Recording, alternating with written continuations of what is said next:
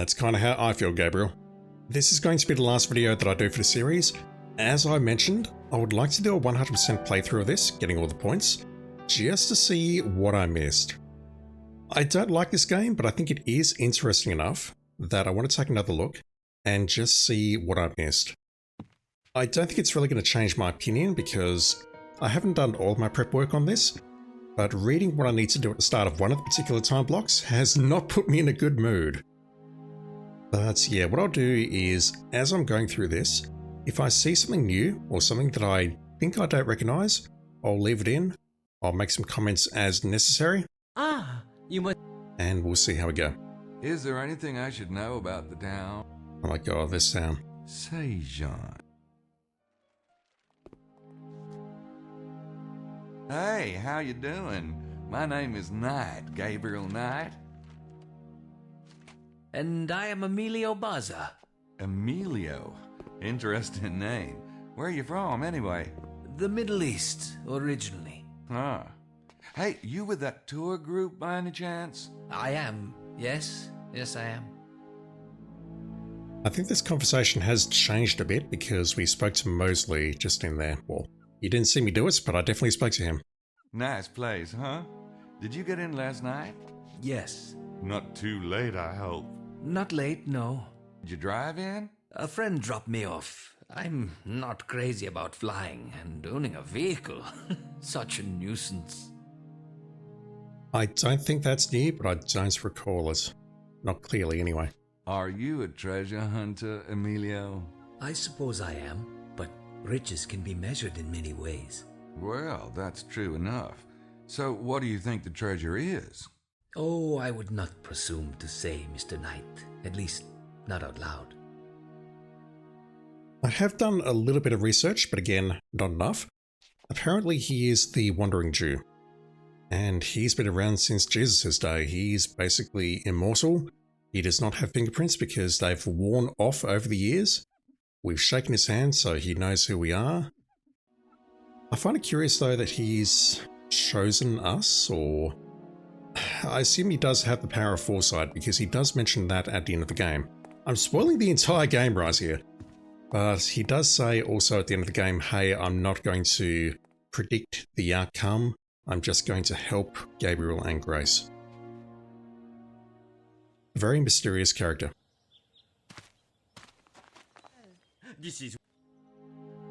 You've got a tour group staying here?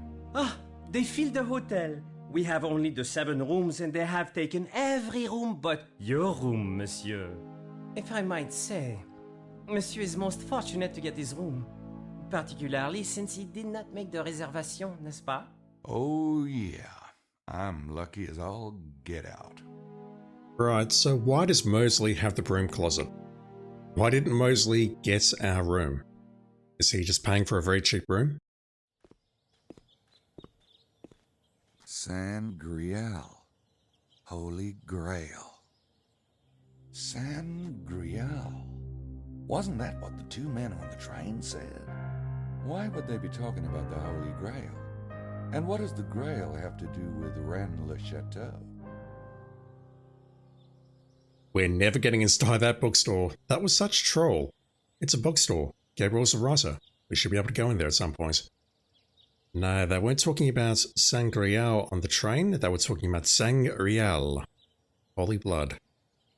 The baby. Hi, how are you? You run this place? Ah oui, yes. Nice to meet you. The name's Knight. Very well. And you are? Madame Girard. Is there something I can help you with? There might be. Yeah, why do you pronounce we owie? I've got so many questions regarding the voice acting in this game. Have you heard? This was the moment, or this was a time block rather, where I realised I wasn't going to have a good time with this game. I've been waiting to get you alone, Maddie. I don't like to brag in front of the others, but I think you're going to be surprised at how this tour turns out. Might bring some fame your way. Help you out. Are you implying, Monsieur Wilkes, that you intend to find the treasure this trip? That's right. You will have my full attention when you do. You don't believe me? I got this theory, see? Monsieur Wilkes, everyone has a theory. Yeah, but they ain't got what I got. You can write that up and take it to the bank. Really? And what do you have that is so unusual? Why don't you come by my room tonight and find out? I got this big piece of equipment, see? Oh, je comprends. However big your equipment, monsieur, I've no doubt seen something very much like it before. Besides, I probably have other plans. The problem is, I went to the church. I had the conversations with the Abbe and with Picelli there, and that meant that I missed this conversation because the time block progressed. Let's have a chat to you.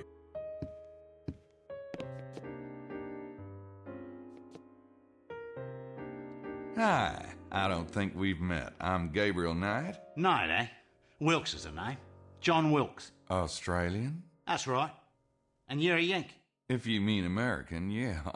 But there are certain branches of my family tree that'd shoot you for that one. Are you with the tour?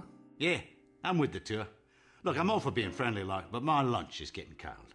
Oh, sure. We'll talk later. First time we met him was at the Big Black Rock on the main playthrough. But we can totally meet him here. And I'm salty about this one. I'm really salty about this. All the walkthroughs say just go up here, witness this, and then later on just leave the hotel and you'll progress the time block. It mentions nothing about this because the walkthroughs assume that you're doing this. But I didn't get the opportunity because I went to the church, I had a chat to Picelli and the Abbe, and that was enough to skip this. Mr. Knight?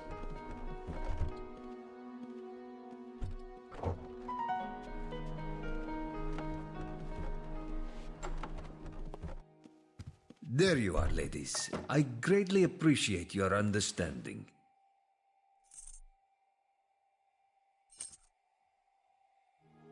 I'm sure you'll be able to repay us somehow, Mr. Bowser, when the time comes. Move along now, Estelle. I really must rest. Thank you, Mr. Bowser. Oh, thank you, Miss Styles. She looks like she's been in the wars. There's some good animation in this game. I can absolutely give it that. So Emilio is now in room 27, next to us. That is probably his plan. But I suspect the two ladies are comfortable now because they've got a shared bed. That's my theory anyway, because if we go into his room, well, we will go into his room later and look around. There are two separate beds in there, whereas if we go here, correction, here, there is a single shared bed. But yeah, we have to see that. We have to get that piece of information so we can guess out of this time block. And if you missed that, you have to look here. Looks like Jean has been informed of the room swapping escapade. Very curious. If you didn't see it, as I ranted at the end of video 3, you're going to have to come back here, look for that, and realize what happened. And that's... When I saw that, I realized, yeah, nah. This game has some interesting ideas, but it's probably not for me.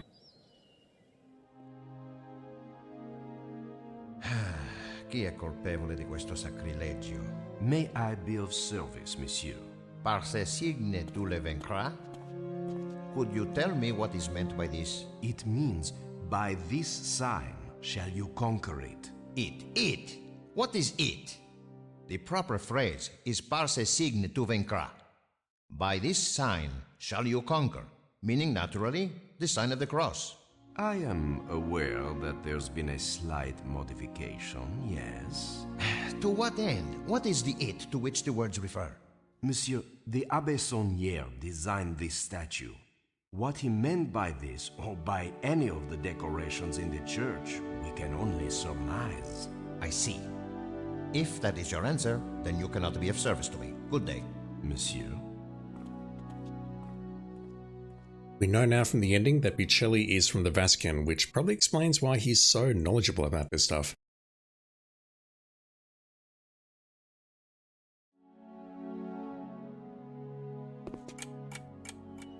We hop out of here, we hear the time block change.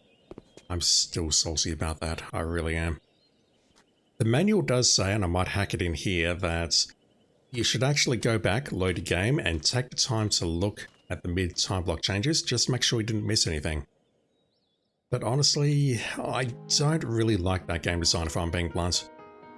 It's like the game gives you the opportunity to miss all this stuff through the use of no game overs and some intelligence in air quotes, use of, say, using the register downstairs instead of watching the cutscene. But then the manual says, no, go load your game and check out what you missed. It's very contradictory. Alright, you hairball. What are you really doing here? You didn't know anything about my trip. I'll tell ya. Don't worry about it. What about you? Since when do you take European tours? Hey, you don't know everything about me. Apparently not. Anyway, I was here first. So what's your excuse? I refuse to believe this arsehole is CIA. That's bullshit. Have you heard a baby crying since you've arrived? A baby? What the hell are you talking about, Knight? I ain't heard no baby. Okay. This one also ticked me off. I saw this when I was looking for solutions to figure out how to exit the time block. Alright, this is what happened. A couple of weeks ago, Grace and I got this invitation in the mail. I was passed out for a while. I'm not even sure how long. When I got up, we were at the Kawisa station. The conductor saw the two men get off. They've got to be around here somewhere. Wow, this is really interesting. Well, I'm glad you appreciate it. So what's all this about, vampires? Or did I hear something funny? Nothing funny about it. The night visitors, Prince James calls them, but they take blood. Sounds like vampires to me. Oh, you don't believe in that crap, do you? Mose, you have no idea. Well, the kidnappers are real enough. So what are you gonna do? I'm gonna figure out what's going on, that's what. First of all, there's your tour group. I think you're swinging at an empty plate there. Y'all got in last night, didn't you? Maybe one of you was on that train. Or maybe someone in your little group is here for a handoff of the kid. It'd be the perfect cover story. You're right. It's possible. Or maybe not. Which is why I gotta go check out the area too, soon as I get some wheels. So this is a real Schottenjäger case, huh? What's going on with that whole thing? And, what about Grace? I'll tell you. Don't rush me. We'll get there. Now, let's be clear. This is going to sound like an excuse, and I swear it's not. I did hear that weird noise in the background, but I think it was more randomized than what we just heard. I clicked the mouse to initiate that conversation, and then we started hearing that weird noise. I think during the playthrough, I'm not going to go back and check, what happened is we said the first line, we went into the JRPG comma, the ... and then we heard that strange noise. And I thought, okay, that's just a background, like, dramatic effect noise. Now that I'm waiting here and listening, I can hear it very clearly. I would not have thought of doing this though, because again, this is the antithesis of what we should be doing here. I mean, why? That noise could be coming from, I don't know, the bathroom, the vents up here, which I speculated about God knows how many times. But no, we need to look there. Shh.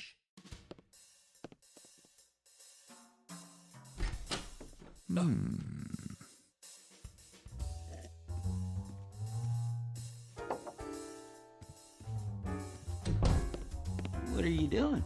Oh, nothing.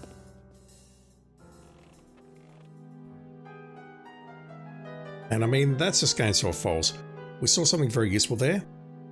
Gabriel knows that Emilio Barza is spying on us, but we as players, I don't think that's entirely clear. That to me is a running theme of this game.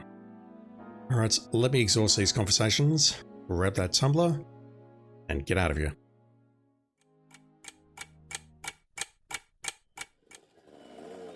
A bike? Man, I need one of those. This puzzle. I really do think that I would have gotten stuck here for quite some time had I not, known about the solution in advance.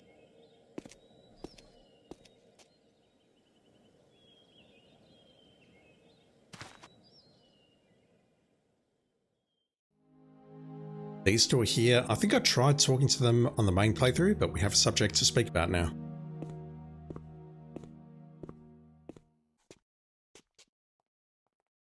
I noticed y'all moving suitcases around upstairs. Was there a problem with your room? Oh, my, yes. But that wasn't why we moved, Lily. No? Mr. Barza kindly offered to exchange with us. He's a Muslim, you see, wanting to be facing east and all that. Well, Estelle and I are very much in favour of supporting the cultural differences between us, aren't we, darling? Yes, Lily. And it's a much nicer room. It's larger and has a balcony. Of course, I do appreciate the sacrifice. But then there are two of us and only one of Mr. Barza. And I'm sure he's used to stuffier quarters. Middle Easterners so often are, you see. Yeah, I've heard that. Yeah, I'm not going to touch that one either. They didn't say anything about the bed, which I think is very respectful of both of them. They're busy map gazing. Map gazing at our favourite map. Although that does just look like a valley, doesn't it? Chateau de Blanchefort being here, Renly Chateau being there, and so on and so forth.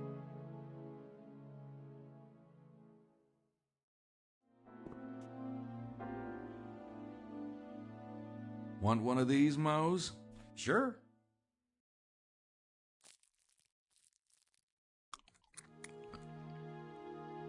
Thanks. No problem, lard butt. Well, or fat-free. See ya.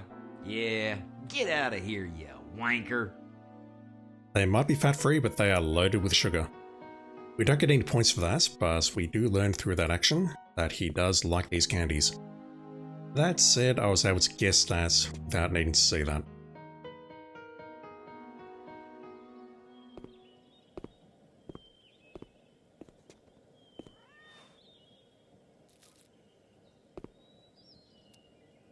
This is not how cat fur works. Although we saw the same thing with the wolves in Gabriel Knight 2, where Gabriel patted the wolf and managed to rip out a huge chunk of its fur, you know, without any trouble whatsoever.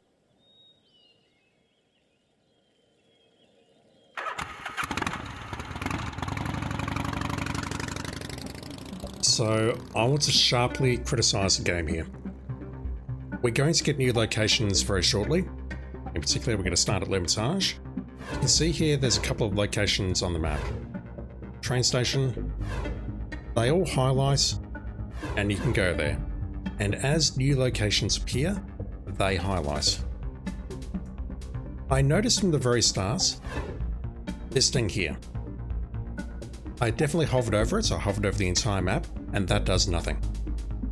As we see very late in the playthrough, that is the orange rock, and I believe it only becomes accessible after Grace sees Buccelli at that location with binoculars. And quite frankly, that sucks. The orange rock should have changed, or it should have been something a lot more clearer than this, because I've been conditioned after I don't know how many goddamn days looking at this valley trying to figure out where to go and what to do, that this suddenly activates. Firstly, I've seen enough of it that it sort of blends into the background and that you don't pay attention to it. And secondly, no, just no, that is terrible design. Oh my god. I know I'm whinging and I apologise, but that is terrible design in my opinion. Okay, I'm not going to make the same mistake this time. We are going to wait for Wilkes to drive past. He's going to go to L'Hermitage, which we did do, we followed him. However, I didn't commit. I didn't go after him. We're going to do it this time though.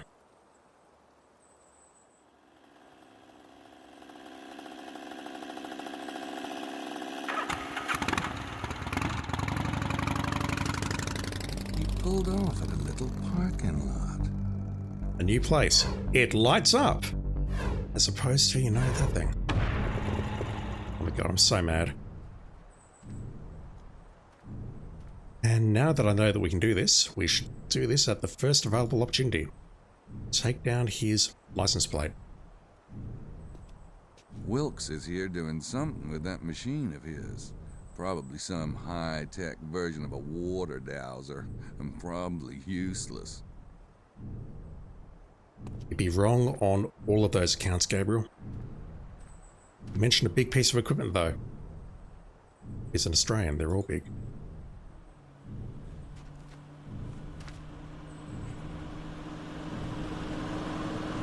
Got it.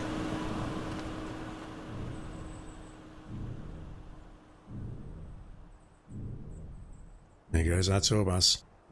I don't recall if I need to follow that or not.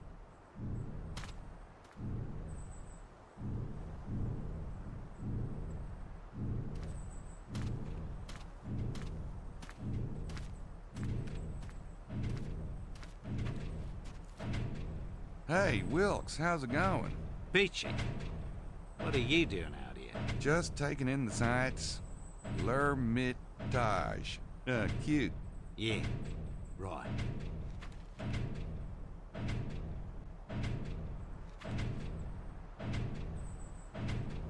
Say, mind if I ask about your machine? Yeah, I do. Oh, come on. What is it? You trying to call it a giant sandworm or what? For your information, Knight, this is highly delicate scientific equipment. Yeah, so is a worm thumper. So, see anything headed this way? Should we head for the rocks? Shut the hell up, Knight. I just want to say Dune 2 was a fantastic game. Look, it's a giant worm. Get out the harpoons. Ah, for Christ. This is a seismic survey machine, Knight. Now shut the hell up before I thump you. A seismic survey machine? What's it do? Forget it, Knight. Get your own damn theory. You really think there's a treasure out here? Oh, there's a treasure, all right. Yeah? What do you think it is? You know what Sonia's girlfriend said, don't you? People are walking around on go and don't even know it. The Romans mined here. And back then, they knew how to use slave labor, right? Plus all them kings that was around here. Those guys had regular hordes of valuables, and some of it's bound to have gotten lost. Well, I guess so. And the bloke that finds it is going to be flat out stinking rich.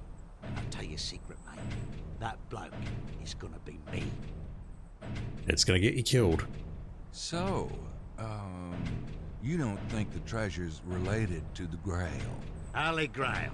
Yeah, that's a right one. Did you know the Nazis crawl all over this valley looking for it? No. What a bunch of jackasses. Hey, I was thinking, if I find an old enough cup, right? Maybe one with some jewels and shit on it, I could pass it off for the Grail. Especially if it came from around here. Gee, there's an idea. Sure. If Hitler believed all that mystical crap, there's got to be somebody else who believe it. Maybe dish out some serious cash. You seem pretty sure about finding that treasure. That's right. But I ain't gonna tell you about it, so don't ask. I don't have anything else to say to him. Yeah, we basically had the conversation here instead of at the Big Black Rock. I didn't flub a Big Black Rock once. Are you proud of me, chat? You should be proud of me. We need to follow Madeleine Bouthane now. I need to wait for that van to come back.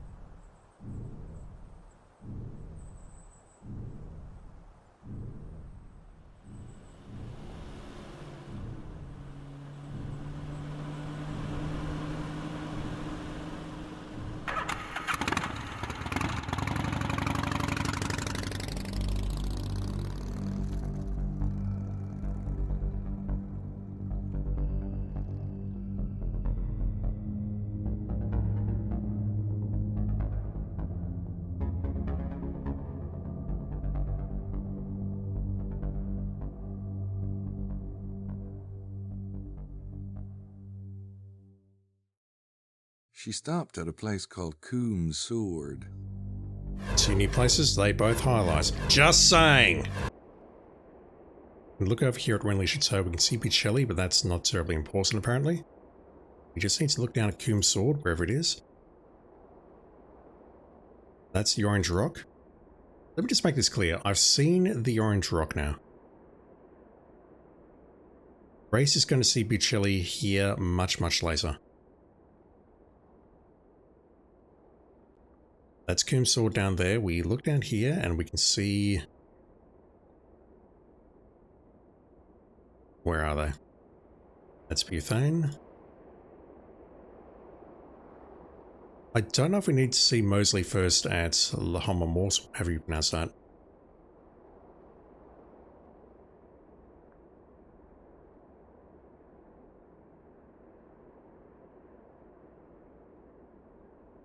In fact, I don't know if this is what I should be looking at right now. Is Gabriel going to comment on this? Because I think the only one we saw was when Madeline bumped into Mosley, or vice versa.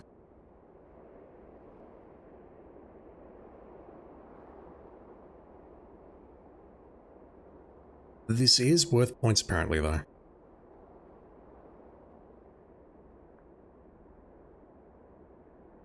That took a long time to zoom out, so maybe something happened there. I'm actually not sure. Yeah, that was worth points. There was no signal or interaction from Gabriel that suggests that's worth points. It was all very silent, very hush-hush. But we did get points for seeing that action.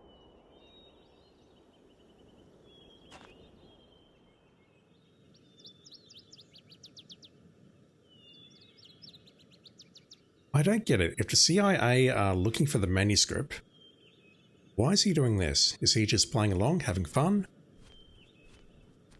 Trying to get on Buthane's good side? Oh, hi, Gabe. It's Gabriel, you flatfoot. What are you doing here? Me? Oh, just looking around. I thought you said you were busy this afternoon. I am busy. I could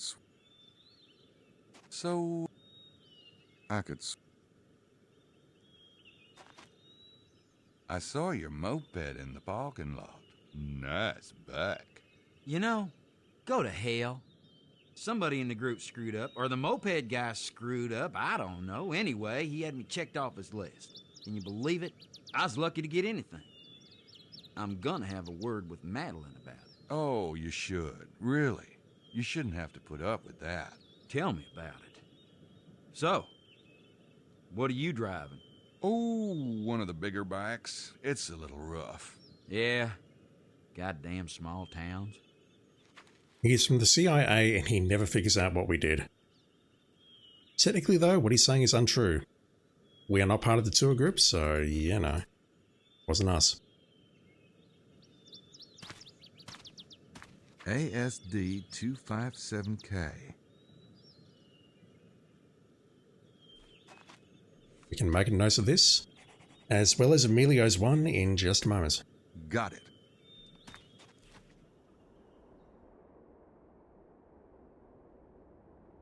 The only thing you get out of that Mosley conversation is that he's here, and that prompts you maybe to take another look here, which I did find. I don't know if this is essential or not. Well, well. Looks like those two are having a conflict of interest. Very curious. And that's all we need to see, I think.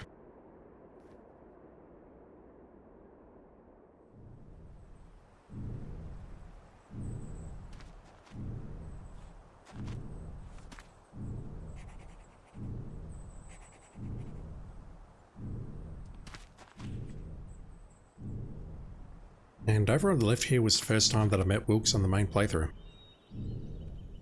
At the Big Black Rock. Why? Now stop bothering me. Go find Madeline if you want a bleeding tour. Having better luck with sandworms here? Go to hell, Knight. When I find that treasure, you're gonna be laughing out of the other side of your face. If you find the treasure, I'll laugh out of any orifice you desire. I'll remember that. That's new though. Get that. So here's something else that I missed.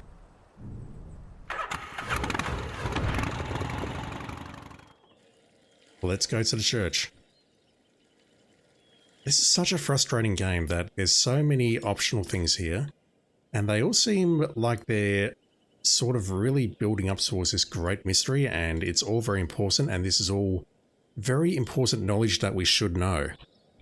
However, the fact that these conversations are scattered all over the place and you have to go looking for them like this, I don't know, man. This doesn't work for me. Who's in there?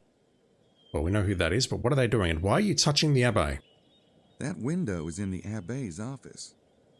If I spend too long here, can I miss this? Probably. Oh, but you are too modest, Monsieur l'Abbé. You have been studying the area for years, have you not? My dear, I'm a man of very simple interests. That may be, but Rennes-le-Château is one of them. You have stepped into his shoes, monsieur. You must sense a little, perhaps, of Sonia's secrets. Don't I wish, pretty child? Don't I wish? Tell me, have you been plagued with many treasure seekers lately? In the valley, perhaps? You would notice such a thing. A keen man like you. Ah, yes. There are things afoot, mademoiselle. How you make my heart beat. You have perhaps seen diggers? In some particular location? There are always diggers, but those who desire true illumination must look deeper than the soil. Oh, I agree. But you are being coy with me. I wish to know how many come seeking and how they impress you. Will you not tell me? My dear, I will tell you anything you like, but perhaps we would be more comfortable in my little house. Come. That conversation doesn't really surprise me because she is French intelligence. She's trying to learn of anyone who's been digging in the area. We learned that very late. But at the same time, she is a tour manager for this area. Yikes. Maybe I should learn something about the treasure. Don't worry, Gabriel, he's not interested in you, I think. She's like the tour manager here.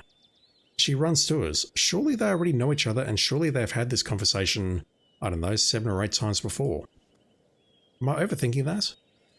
I don't think I am, but I don't know. I'm whinging again, I'm sorry.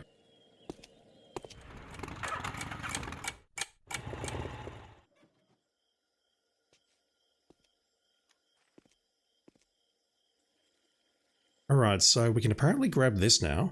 Even though we don't see them directly, we saw them indirectly.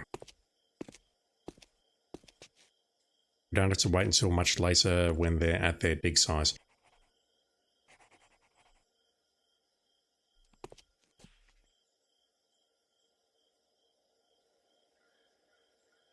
And apparently we can also do Bucelli's. That's Mosley. That's Emilio. VDG 945F. By deduction, write down the red bike's plate number.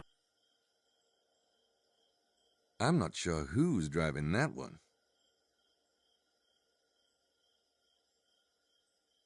Alright, well there's points for this, but I do not understand how we figure this out. Yeah, Mosley's driving that thing. I wonder who's rented that one. Emilio's rented that bike. That's the moped that Lady Howard and Estelle were driving around in.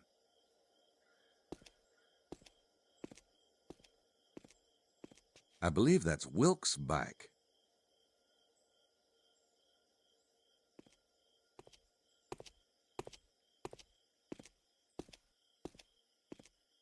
I wonder who's rented that one. I'm not sure who's driving that one. Alright, I'm not sure about this. VDG 945F. VDG. I know who's rented all the other bikes, so I guess I can deduce who's rented this one. I'm not sure if I need to go through the actions of looking at the others. I'll need to immediately rewind my footage and check. That's how we learn Buccelli's bike. And I'm not actually sure if we get any opportunities to get that. The closest we get is outside the Orange Rock. Speaking of which, we've seen it, we can't go there. Just saying.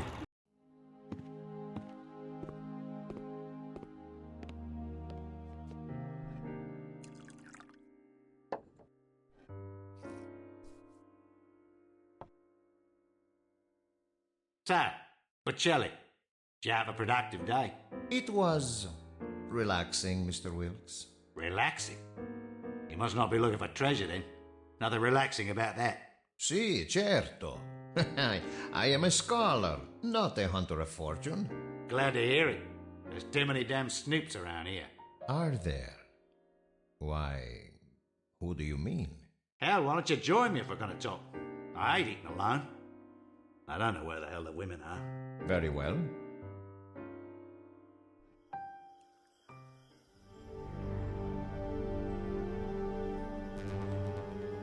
This is another moment that I really don't like because the dependence on knowing that it happens and then immediately loading and replaying it so that you can actually get this.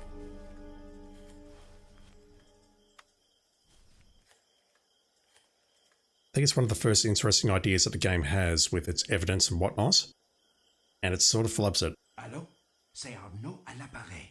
Il faut que je parle au grand maître. Did I miss them? I know where they are, but I've got a horrible feeling I may have missed them.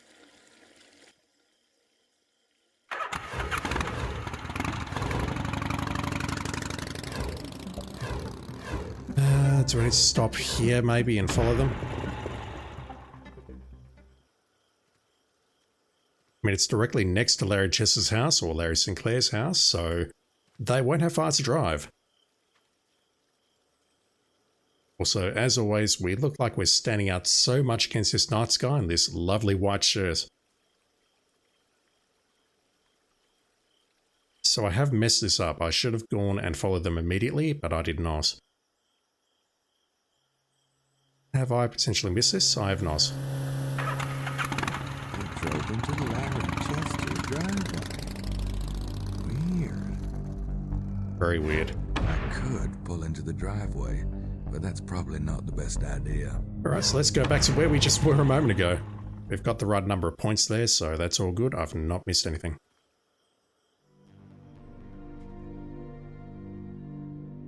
And similar to the tape recorder, this was another moment which I immediately realized I needed to load and then rewatch. In fairness to the game though, we get 2 attempts to see what's going on. The first time it's like, that's a bit weird.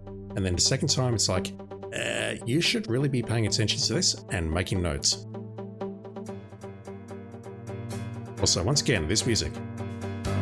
The music in this game is okay, I'll give it that. Yes?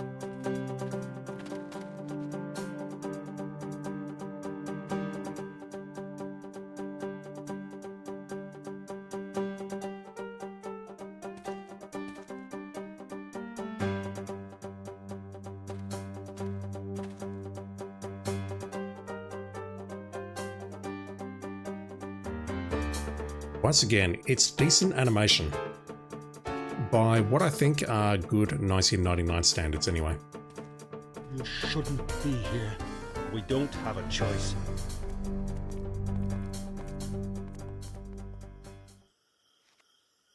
Let's see something else that we missed. Let's go to Renly Baines, where apparently Buccelli and Wilkes, they've moved here?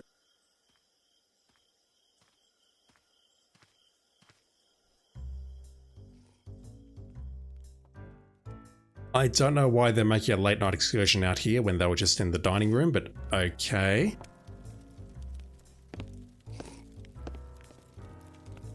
Evening, gents. Out on the town tonight? Ha! What town there is? Care to join us, mate? Yes, please do. Oh, no, thanks. I was just driving around and I thought I saw signs of life. Carry on. Right. It's not quite as good as the Xavier/Xaver conversation we had in Gabriel Knight 2, where he says, I don't want to communicate with the dead today. Well, they're getting smashed. That doesn't leave much room for witty conversation. But it's close.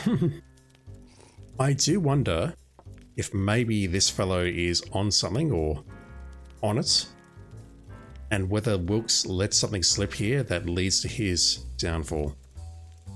Well, they're getting smashed. That doesn't leave much room for witty conversation.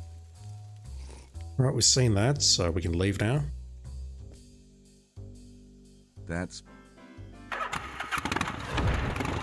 Again, though, all of this stuff is optional. I passed the game without finding it. Again, don't know if I love or hate that.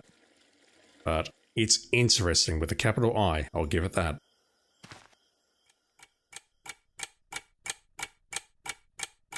New email. I don't know if I need to read the emails or not, but I will. But yeah, at the end of the game, Race leaves and goes for this Chadrell fellow. I want to write back, but I need to think about what I'm going to say. Turns out having a one-night stand will change your mind on anything.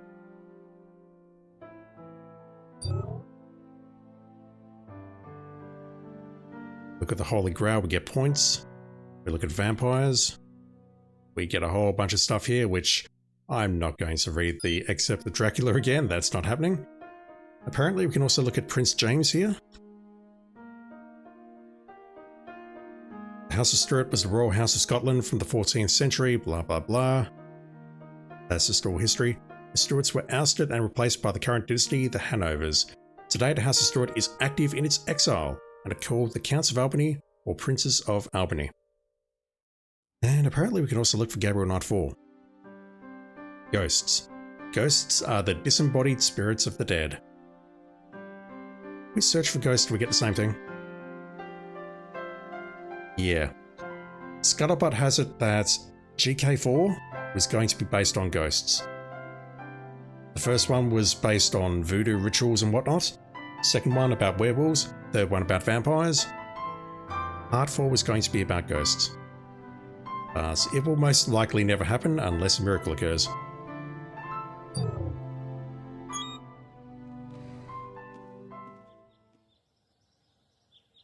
Can I just apologise for how many times I left this in? I didn't start skipping animations until the very end, and watching Gabriel or Grace go up the staircase every time was excruciating. I'm so sorry about that. I've got to be honest, this is infuriating. We go in here, we see people, I can talk to them later. we can't introduce ourselves, we talk to Madeline Bouthane, and she gives us an objective. Hi, are you Madeline Bouthane? I am. I'm Grace Nakamura, a friend of Mosley's. I'd like to join your tour. Haven't I already had this conversation? It was more interesting the first time. You must be talking about Gabriel. Yes, much more interesting. You told him it would be 2,000 francs. For him. For you, it is 3,000. What? The tour leaves at 9. If you decide to come along, bring a check. Sure. Fine. Thank you so much. Well, it's almost 9 o'clock. Maybe I should let Mosley know we're about to leave. Yeah, we get that because we've already looked up the stuff in Sydney and we don't need to go up and do that and then come back down and then it automatically triggers. I will try just going back in here anyway, just to see if it does trigger.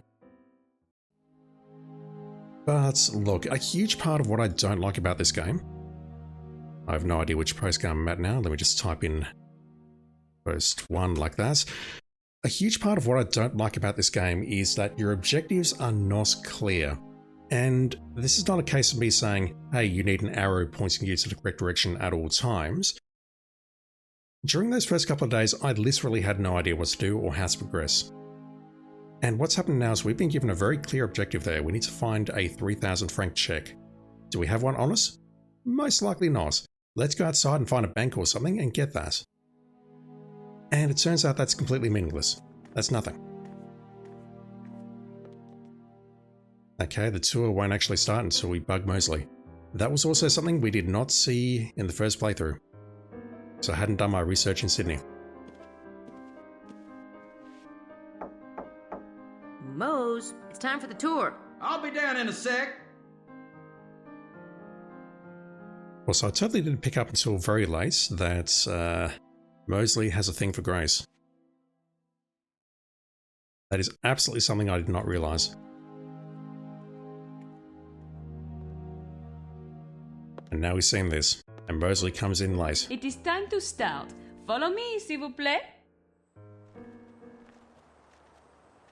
We need to try talking to everyone, but we need to also get a note on what Emilio's doing over here.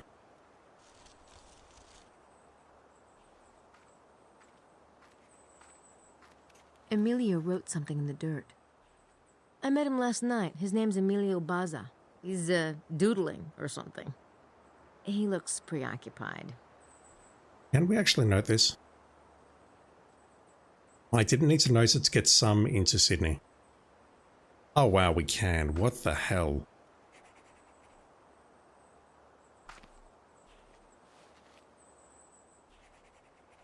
No thanks.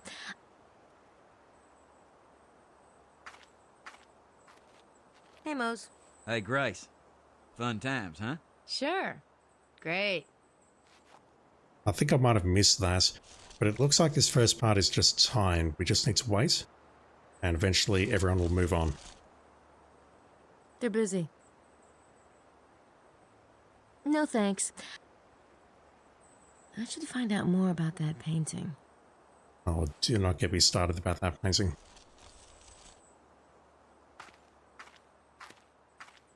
Some. Either he's really into math or he got interrupted.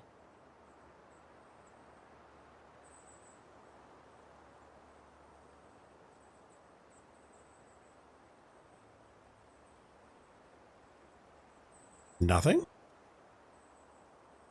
Alright, that's either a bug or maybe we'll get something later. Some. You are the tour guide, right? Tell me, what is Le Serpent Rouge? It's a pamphlet containing a riddle. And it's hard to find a copy, I take it. That is right.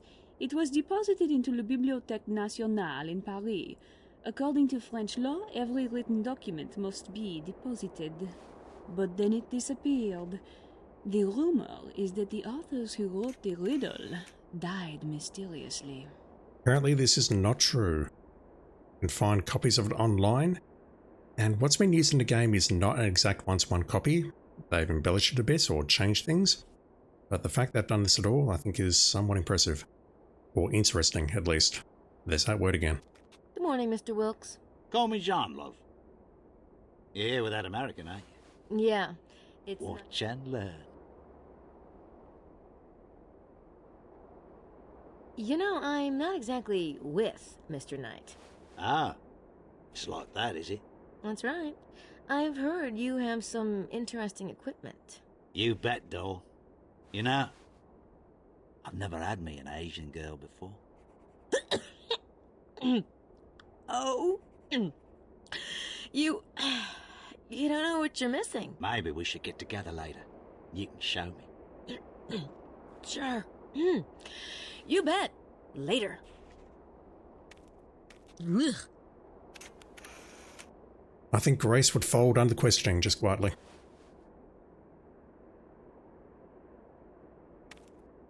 No. I just know Gabe, that's all. You know, there's lots of really great guys out there. Nice guys. Gabriel's changed a lot, Mose. Really? Really? Yeah, it's great then. You know, that's good. I totally didn't recognize this as Mosley trying to get into her pants. Hey, Mose, do you know anything about that document they were arguing about?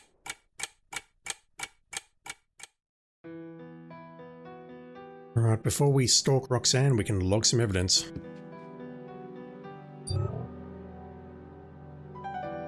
We've actually got a lot here. 6 pieces of evidence, 5 license plates, and a tape. Very cool. I'm starting to like this computer. So last night he was talking to the Grand Master of the Priory of Sion. The Freemasons were accusing them of kidnapping the baby, but it must be some personal enemies of the prince. I think that's correct. Vampires looking for holy blood of the Stuarts.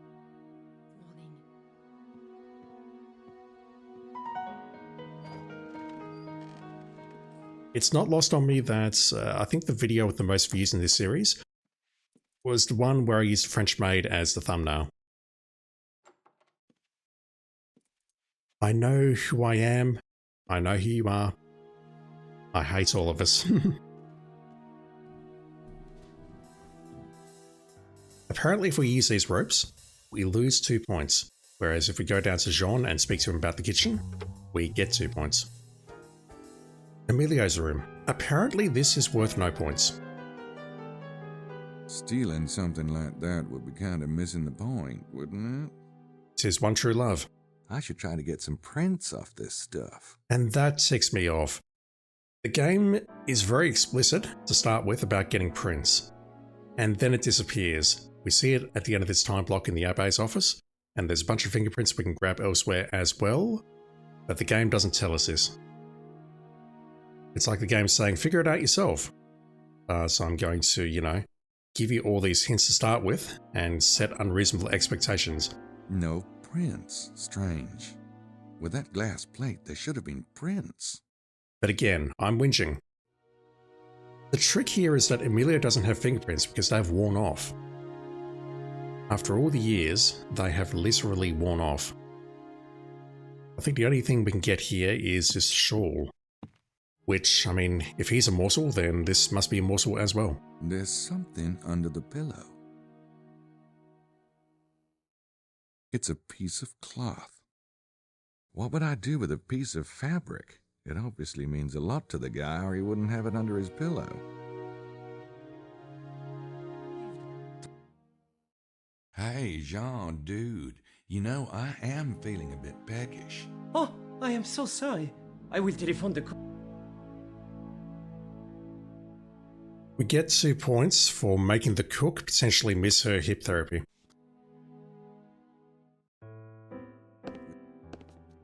It's from Metaphysical Books. Looks like Wilkes is getting published. Maybe he's not as dumb as he looks. Nah. Right, but is there another letter here? Because Wilkes was carrying another letter when he died. It was not this one. It's from Metaphysical Books. It's mostly treasure stuff. I don't think it's what I'm looking for. We get another letter. We can't read it in inventory. That is, Gabriel doesn't narrate it, similar to this one. It's mostly treasure. I don't get it. The way Gabriel reacted when he saw that letter on Wilkes' corpse is that we've seen that before. But I'm not convinced we have unless we find it somewhere else. Which I highly doubt. Wilkes' laptop. Well, hello there, Padre. I'm still kind of blown away that we can't put this back. It's a stub from a train ticket. I get why we can't put it into Sydney, but all the same, I don't know why we can't put it back. Buccelli came here from Rome. The Vatican, in fact, unless I'm very much mistaken. So that's a bit of a leap in my opinion, but we're going to get more evidence on that at the start of the next time block, I believe. Or not the next one rather, but the one immediately after that. We're going to do some investigation, and we're going to learn a little bit more about Buccelli, which I did miss in the original playthrough. Undisclosed profession. Either that or he's really kinky. The thing is, we can miss all this. We don't have to come in here. You must be thinking of a certain New Orleans case of mine. Emilio's room, Wilkes' room, and Buccelli's room are rooms which we do not need to enter, and there is no way to enter them if we miss the opportunity with Roxanne. With the other two rooms, Lady Styles and Lady Howard and Madeline Bouthane, couldn't remember their names for a moment, we have to get in there because we need the evidence, and the game gives us a backup solution in the way of crawling over the roof. But these rooms are totally optional. So I think it's entirely feasible that we can get to the conversation where Mosley, Bicelli, and Madeleine Bouthane reveal who they are, and we should have no freaking idea who they are. This game, honestly. I should try to get some prints off this stuff. Again, game's being explicit. Use your fingerprints, kiss here. Could we do it anywhere in Brooks's room? No. Did the game tell us we could do it anywhere in Brooks's room? Also no. Yeah, Grace will kill me if I don't copy these. I'll have to put them back, though, or Lady Howard will scream bloody hell. Women. I also want to say how much I hate not what you just said, Gabriel, but this. I mean, I'm not smart, I nearly failed English, I don't read much, and I've absolutely heard of Chekhov's gun. Why is this here? I get it, sort of, but honestly, a 3D adventure game where something like that is sticking out, where Gabriel can lean down and try and open it, that should not be there. I will definitely say though, I miss this. I totally didn't think of picking that up for whatever reason. Alright. Oh, jeez. I was more obsessed with the hand mirror and this thing, which again, it's here but we can't open it. I probably should, but I really don't want to. I mean, listen to him, he's saying I probably should. You should, Gabriel. Just, I don't know, screw up your nose, put a peg on your nose, do something. But investigate that. There's valuable stuff in there, really. There might be, we don't know, but you need to check. Oh my god, I'm so mad.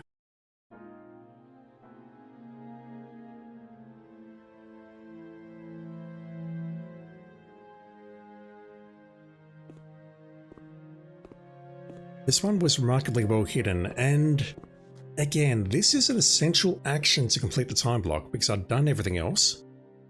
But until I got the fingerprints from this particular... Oh my god, I can barely see it in this light.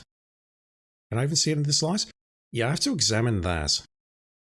I tried examining the desk a moment ago. And we don't see it from that angle, but if we examine the magazine, then we can see it. We have to get the Abbe's fingerprints off here, but the Abbe's fingerprint doesn't come into play anywhere in the game.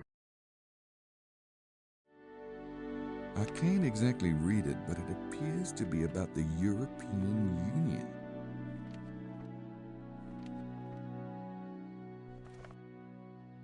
The first and only mention of the EU up until later in the game.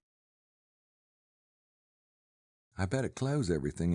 Prince James or his allies are trying to put him on the throne of the European Union, apparently. That's what I get out of this plot, and that's why Larry Chester is out here writing the manuscript. But why would the Abbe have that in his drawer? Is he interested in that as well from a Priory Scion point of view? Maybe. I guess that is not implausible.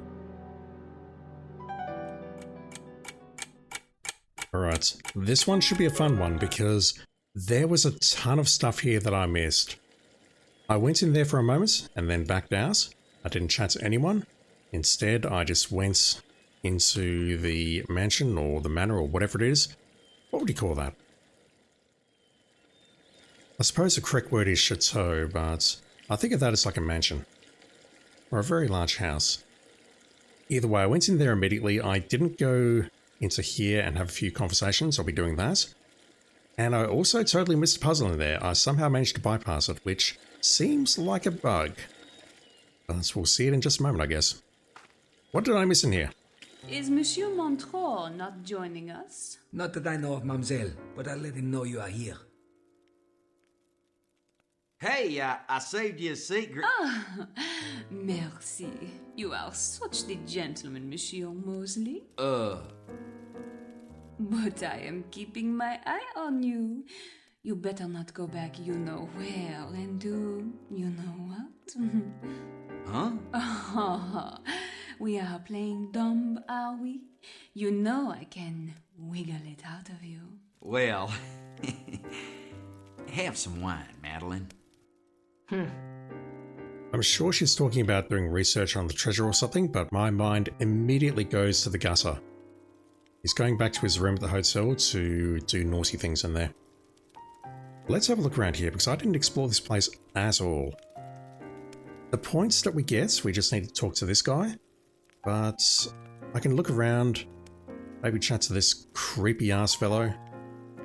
You've seen him before. And maybe we can learn a few things. Well, Abbe Arnaud has finally found something he likes better than his binoculars. He likes his cheese. Abbe Arnaud, what do you know about Chateau de Serres? Not much. It is an old estate that has been rebuilt. The current owner is a Monsieur Montreux. That's it. Do you know Monsieur Montreux well? No, unfortunately. Wonderful wine, Chateau de Serres, but very expensive, yes? It is not often within my budget to pay a visit. I would assume this is covered by the tour costs. I can't think of anything else to ask the Abbe. Oh, they're serving a little bread and cheese with the wine. No thanks, I ate too late last night. Oh, they're serving a... That's one way of avoiding having to animate it, I guess. Although, again, the animations in this game are actually really good. Oh, there's... No thanks. Now, there's a couple of women that don't seem to worry about their waistline. I really don't want to get stuck in a conversation with Lady Howard about how good or bad she thinks the wine is. That's entirely fair. I really don't want to get stuck in... Same thing with Estelle. Now, there's a couple of women... Now, there's a...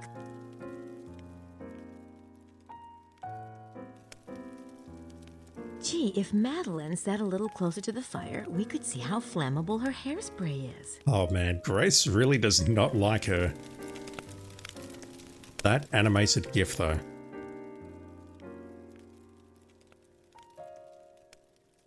No. I'd rather not while Madeline is sitting right there. We're not going to get anything here. No. I'd rather cut off my tongue, thanks. I don't think I could get his attention. I got better things to do anyway.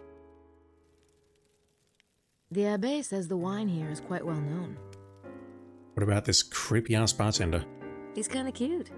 Pale, but cute. Grace, we need to talk. That's the first time I've seen Bukele look relaxed. Well, Wilkes seems to approve of the local wine. Then again, he'd probably approve of Muscatel. No idea what that is. I don't drink wine, chat. I think she has attention deficit syndrome. She can't stand not getting attention. Ugh. You should come with a tag that says, insert finger here and proceed to wind. No comments. Not with everyone sitting there listening. We can come in here, but we really can't do much. I thought we would have like an optional conversation in here that I missed. No, there's nothing of the sort. Alright, so at this point, I don't think I missed much for the first part. Heading in here and breaking in. Oh my god, it sounds like a baby crying. It sort of does if you really listen, but honestly, it didn't sound right from the start. Oh, that sound seems to be coming from the cellar.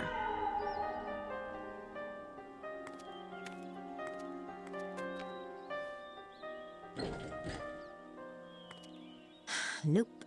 Didn't think it would be that easy. It's too rhythmic to be a baby, I think.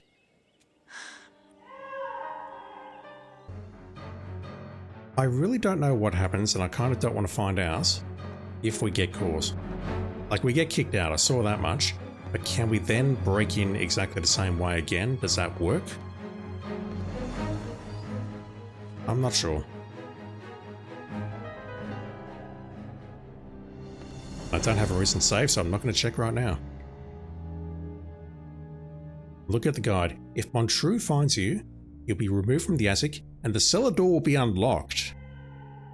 There's your answer. We can go into the cellar from the outside. We don't have any of this stuff.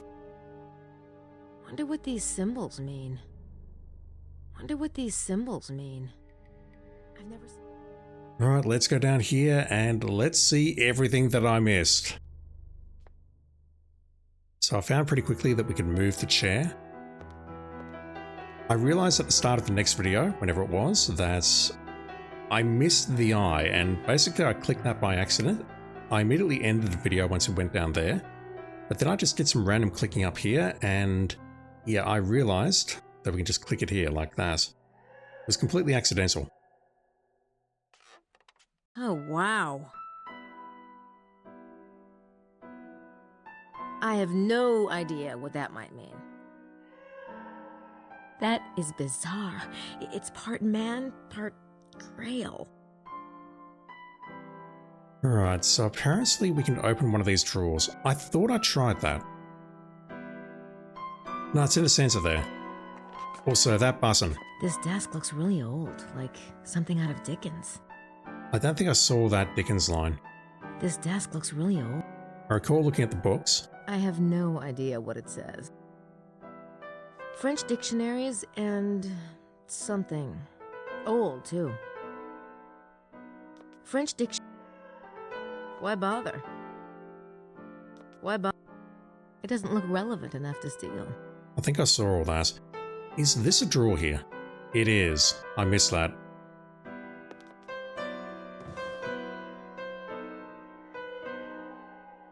There's a book in the drawer. What is the book? Gods Among Us. The Immortals. Oh boy. Can I read this? And by that I mean, Grace, can you read it? Ah, those must be the alleged immortals. Some of them I've never heard of. Ah, those must be the alleged... Oh no. Someone's made notes. They can't seriously mean... Nah, no way. I can barely read this script. Something in what is now Scotland and England. Aid to something something.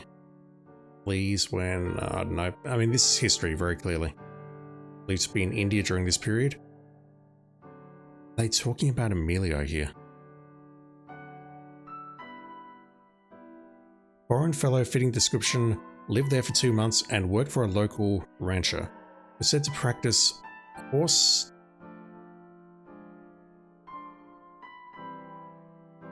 I want to say doctoring, but I don't think that's quite correct. Techniques that sound peculiar to late Roman period.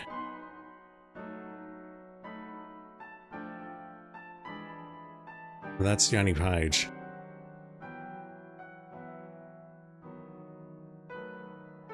Gustav Homer appeared in a small village. That's a name that I don't think we've seen anywhere else, unless it's maybe an identity for the Wandering Jew. That's my best guess. But if anything, this just sort of suggests that maybe whoever wrote this was alive at the time, although they could have just been doing history research.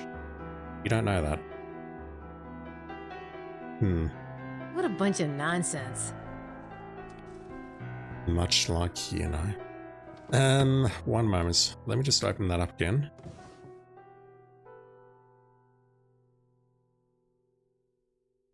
There's a book in the drawer. So, Grace doesn't say anything about it either. Apparently, we can get a print off this.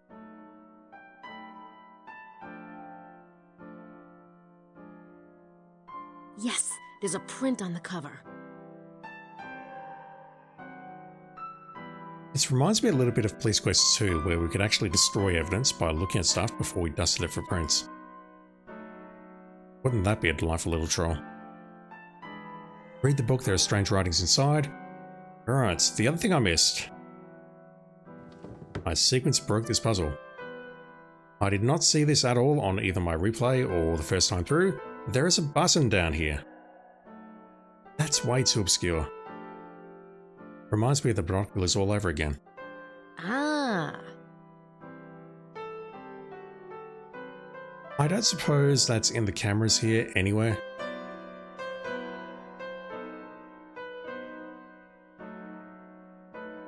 Yeah, I might be picking nits here, but that seems too obscure. Like, if you look at it from up here, you can't see it, so you've actually got to get down there and look. Like, I've pushed space here. This is the camera in a neutral position. If I tilt it down, you can just see it. I don't know if I buy that. Don't get me wrong, it's cool that it's here, but I don't know. Wow, this place is rigged. I wonder if that's a bad thing.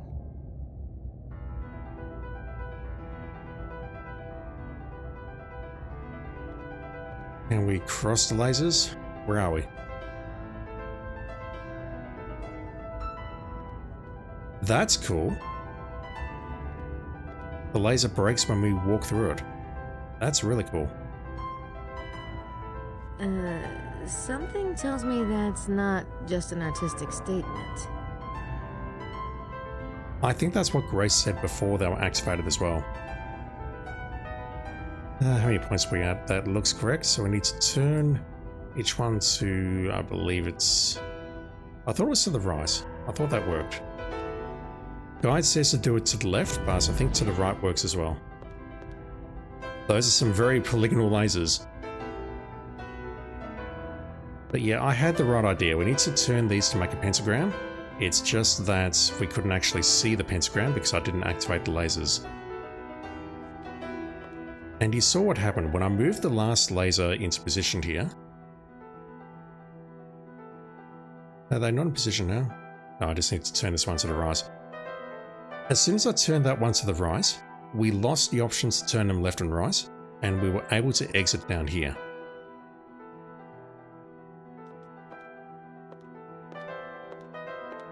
Oof, that pattern on the floor must have cost a bundle to install. It's so intricate. This music though.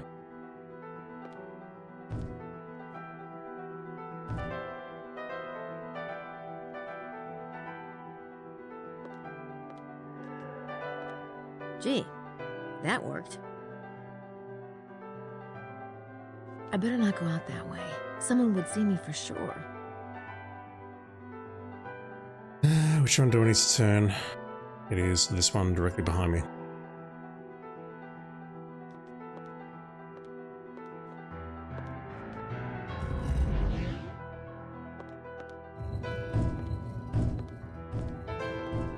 Oh my god.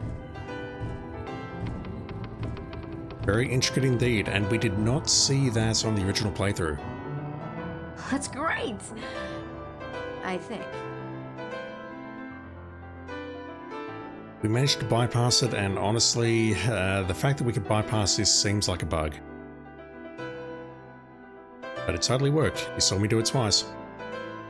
Alright. Got anything to say about this, Grace? You do not. Oh, great. It's just a wine press. So if Excelsior Montreux captures us, the cellar door is open, which I assume is over here. I wonder if that goes to the cellar doors I saw behind the house. Can I just go up there? I don't think we can. I think we'll be forced to have a chat to the lovely lady here. I'll leave in a minute. I just want to look around a bit more. Yeah, we need to get jump scared by her. I wish we could understand what she's saying. It's nothing complimentary, I'm certain, but I wish we could understand. Excuse me. Oh, mademoiselle, douce mademoiselle, si jeune, si jolie, si appétissante. You don't speak English, do you? I'll just... Pomme bleue, mademoiselle, pomme bleue. Let go. I don't know what you're saying. Let go. Blue grapes. Pomme bleue, aimeriez-vous des pommes bleues? Stop it! Pomme bleue, ou préféreriez-vous uniquement du jus? Hein? Un jus tout bleu, un jus sucré, un jus de raisin prêté à coups de poing.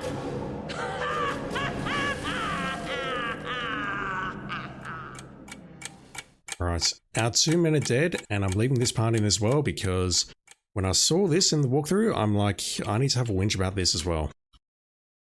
This part is crazy. We're about to arrive back at the hotel. What is it? Prince, James's men, we just found their bodies. Where? The Devil's Armchair. The tour group found the bodies? Yes. Did you notice anything suspicious about people's reactions? Let me see. Everyone seemed pretty surprised, but particularly Lady Howard. It was quite a performance now that I think about it. I'll go check it out. Can I come? It might be more productive if you stay here and keep an eye on things. You don't mind, do you? No. Guess that would be smart. Atta girl. I'll be back soon. Be careful. It turns out this whole checking on them thing, or checking it out, involves snooping on them with a time limit.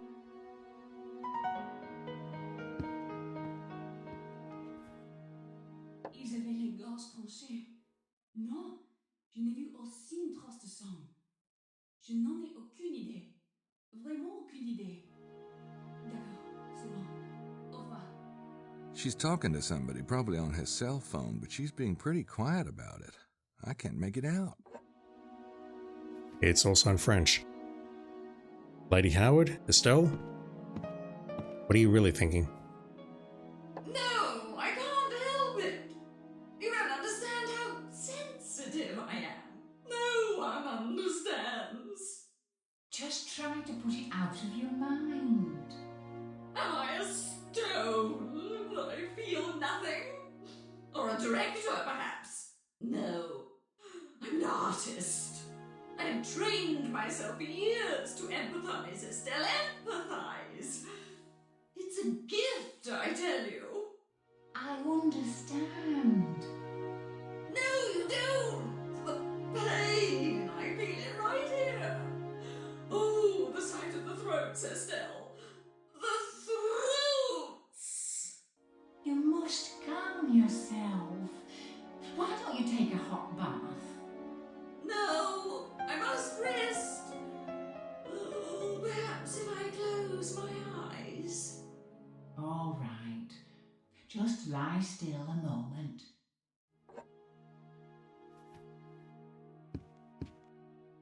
They've got a very complex relationship.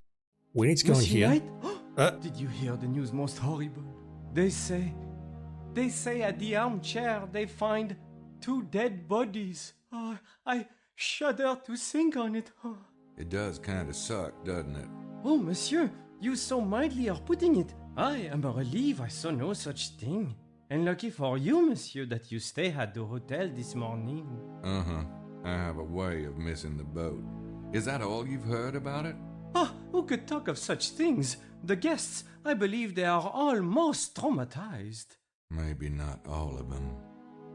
Why too late? The guide says don't talk to Jean. Again, we have to use this now.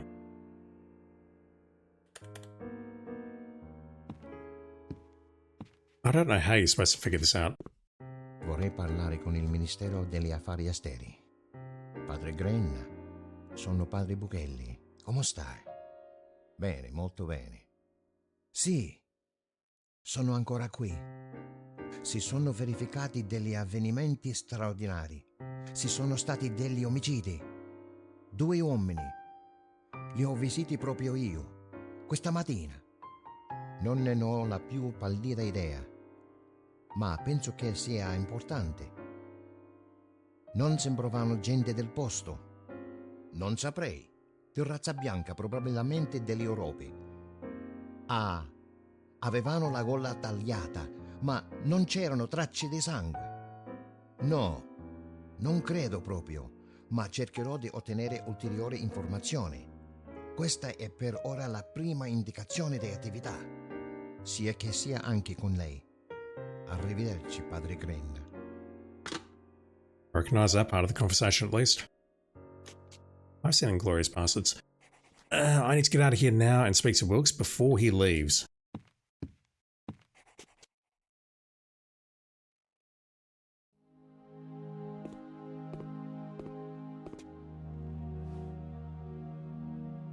Hey, Wilkes. Knight, you missed the tour this morning, didn't you? Slept in. Yeah. Well, you never believe what happened. We was going to see this armchair, right? And we comes up over the hill and blam! I heard. Shit! You should have seen it, mate. Worst damn thing I ever saw. And I've seen some things. I bet. They was just sitting there. These gashes across their throats like big red smiles or something. It was horrible. Throats cut? That's right. Say, why don't you take a load off, have a drink? No, thanks. But I appreciate the info. Yeah. No problem. Right, we've got everything. This is so frustrating because you need to know to do all that before you talk to Jean or leave the hotel. You need to do it within about a period of about 5 minutes, I believe, reading one of the other guides.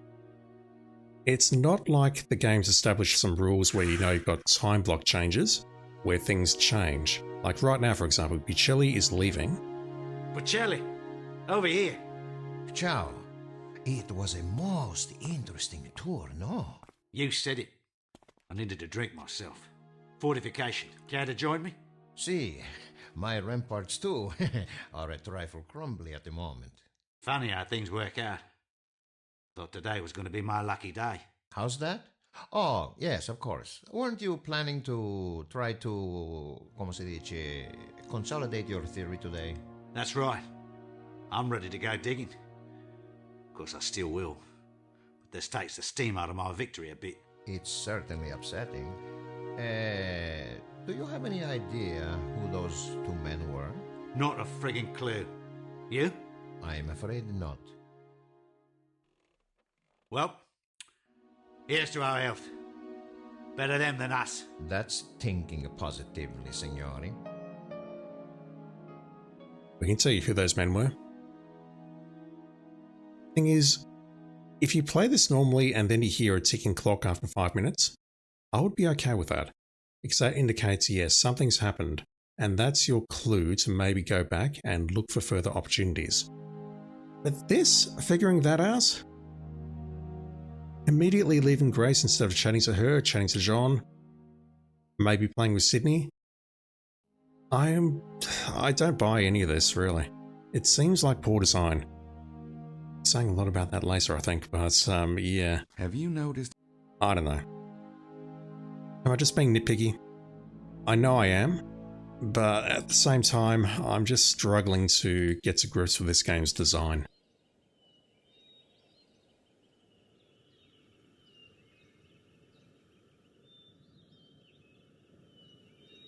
Could be. Alright, so we need to choose vampires as the first response. Otherwise, we miss out on 2 points. I'll be back in a moment. Okay, I'm not making this mistake again. The guide, unfortunately, is a bit wrong here. It says to look at the bodies first and then chat to Mosley. I think if I say vampires here, instead of 403, we're going to go to 405. Could be vampires. Yeah? Not the kind what's-his-face wrote about. That would be Stoker, Bram Stoker. Thank you.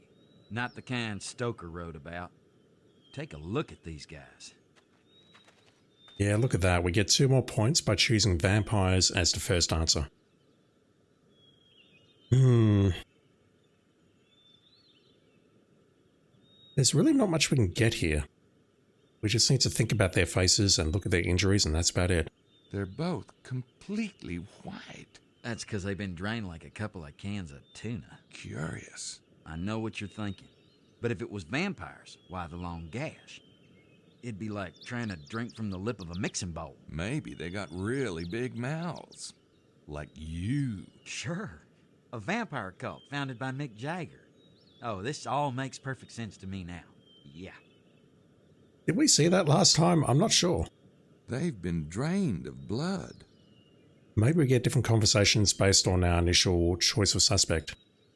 It's Prince James's 2 men, all right. That must be...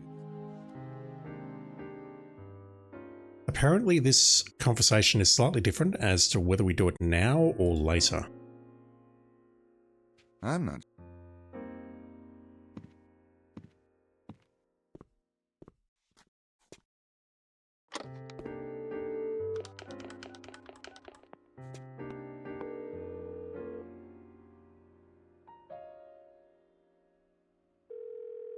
No, I've got it. Hello? Prince James, this is Gabriel Knight. Mr. Knight, yes. Did Grace arrive safely last night? She did. You haven't heard from your men, have you? No. You did see them last night? Yes, they dropped Grace at the hotel and took off. But I'm afraid I have bad news. What is it? Sir, your men were found dead this morning. It appears to have happened sometime in the night. Oh my God. I don't understand. I don't either. Let me tell you how they were found. There's this landmark out here called the Armchair of the Devil. This morning, completely drained. I didn't see any footprints, none at all. Prince James? I'm here. Have you received any blackmail or ransom notices? No, I haven't. Well, sir, I'm still looking into it. We're going to find your son. Is there anything else I should know? No. No. Because I'm willing to do whatever I can, but it'd be a lot easier if I knew. Please, Gabriel, if you keep your eyes open for me, you will be well rewarded. Now I must go. Hello? Prince James? Lord Stuart? Hell. Oh, hell. That is an entirely different conversation. I mentioned multiple times that his reaction was strange on the other conversation, whereas this one sounds a lot more natural. He's like, oh my God, I don't understand. And there's also nothing about, well, he was much cagier in the other conversation towards the end as well. It's almost like he'd either heard the news or he was expecting it. Maybe because he hadn't heard from his men. But he's saying, I can't let an outsider get involved. Stuff like that. And I'm kind of shocked how different that is. So, here's a... How... Conversations are so much easier when we can just fly through them like that. This bottle.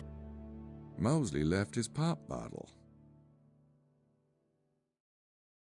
We can get fingerprints off this. Again, you'd think the game would tell me, but no. If it hadn't established the rule of telling me about fingerprints earlier, I wouldn't be bitching about this, I promise. Can we ruin the fingerprints, maybe? Syrup water and Mosley's saliva. Oh, yum. That's actually a very fair point. I didn't think of that at all. I'm really not interested in the backwash of the Mosemeister. Oh my God, what's wrong with me?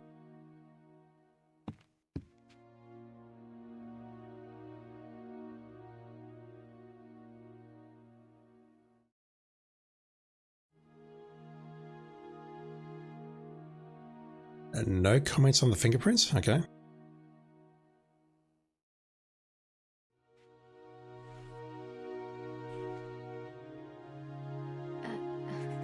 What the hell are you doing?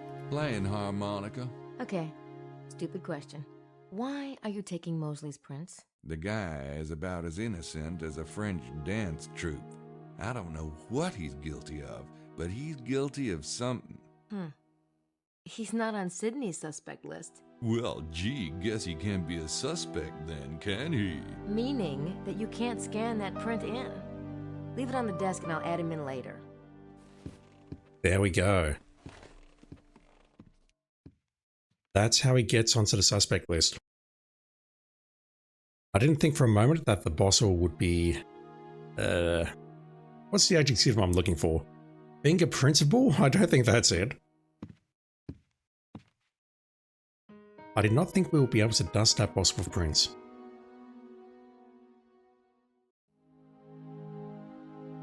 Likewise, down here. Buccelli and Wilkes were sitting there. Buccelli and Wilkes were sitting there. We still can't look at the bottle. Again, nothing about prints. I don't want to take the dirty glass. I don't want to take... Also, Jean, you're not cleaning up after your guests. Get to it.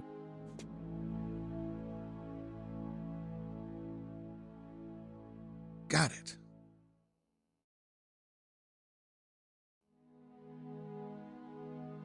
This print doesn't look anything like the one I got off Buccelli's suitcase. It must be Wilkes's glass. I'll mark it.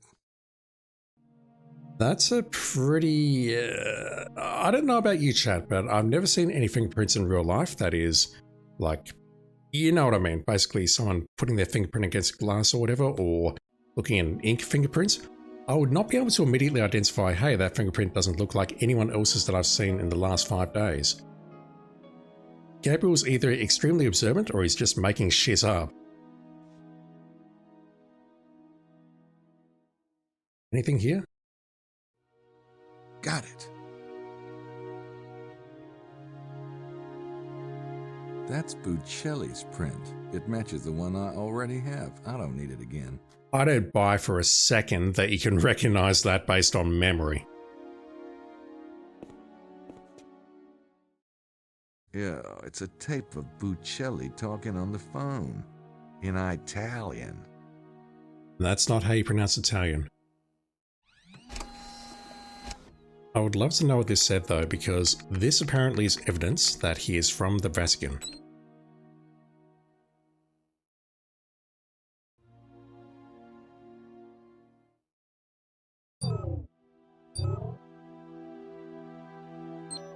What does this thing say?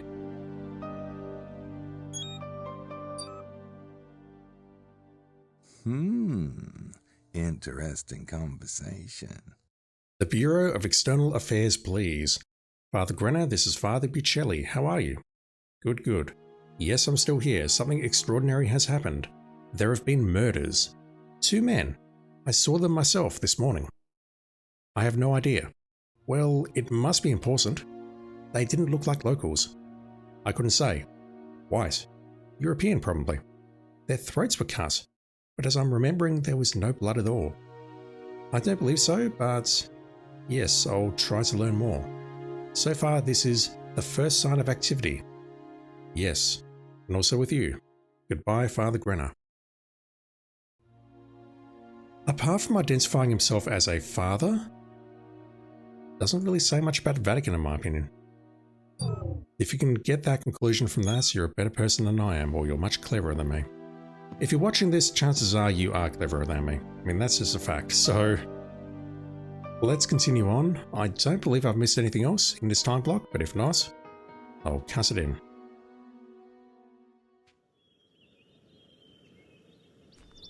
Binoculars. I got some with my bike too. I'm so unhappy about that. And I do recall now that when we hired the bike, we were given the shovel and the binoculars. Even so... No. That puzzle at the end where we had to find Buccelli is way too obscure. Couldn't get him to crack. Who's this? Chester? That's right. Interesting. I'll get started on the treasure angle. Check out the museum and church tonight. That book really got my juices flowing. So that's what it takes. Huh? So, are we gonna eat or what? I'm starved. Well, actually, Grace and I had talked about catching up. That's okay, Mose. I want to stick with my research for a while. Why don't you and Gabriel go? I can wait till later if you... No, I think that's a great idea. In fact, I think we should be going right now, shouldn't we, Mose? See ya. See, Grace, maybe after dinner? At this point I'm thinking, yeah, it's a bit weird what Mosley's saying to Grace there, but again, not the whole get into her pants thing. I left that in because that's one of the few examples of conversation where the game gives me very clear direction as to what to do here. The museum, checking out the treasure, and the church. Very clear, very good. I have a ton of stuff to do with Sydney here.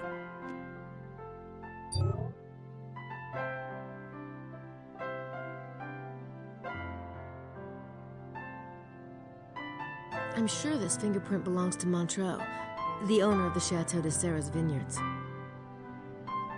Realistically, who else would it belong to? I should scan this into Sydney.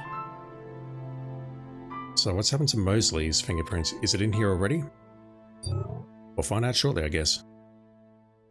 Emilio's notes, sum?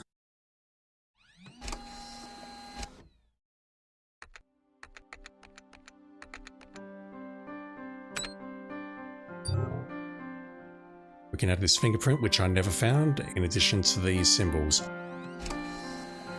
We ask Sydney about these symbols and we get an email very late in the game about them, where it says, yeah, it's related to blood and vampires, you moron.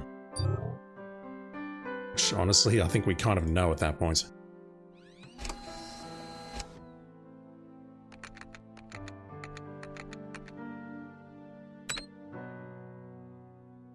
Alright, suspects. Mosley should be in here now. There he is, Franklin Mosley. His fingerprint's already in here. That's good work, Grace. We can link his license. That's what it takes to get him there. We have to actually dust a bottle. Which one is it? Unsure. And even though I don't need to do it, I think what I will do is grab the sum note and link that to Amelia. We can translate that.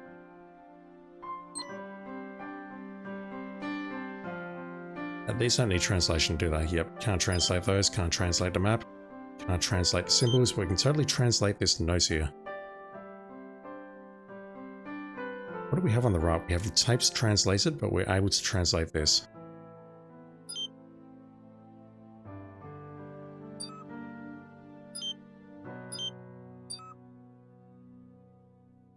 Sum, verb to be in first person form. I am, ego sum. Probably not pronouncing any of that correctly.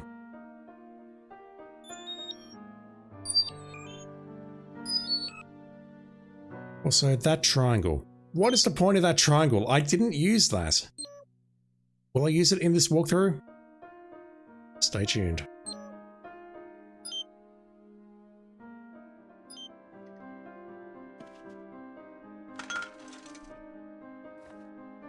I've got to be honest, I don't recall why we need the glass. Maybe it's optional.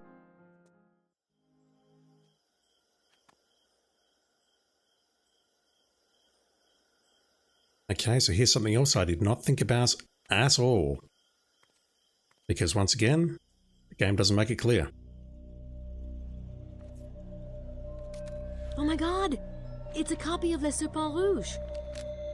A totally secret document, which is totally not a secret.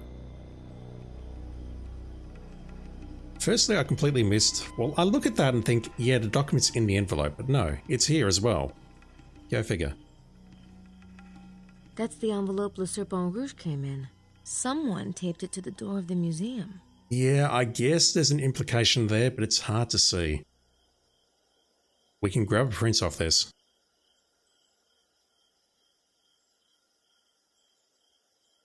There is a fingerprint on it. Whose fingerprints? We know that it can't be Emilio's. I got this fingerprint from the envelope that Le Serpent Rouge came in. Maybe I can figure out who left it at the museum.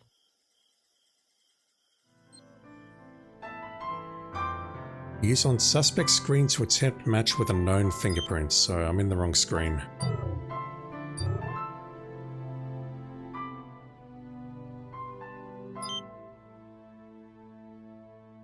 This is what we have to do later with the manuscript, with the 3 fingerprints that are on it. Working.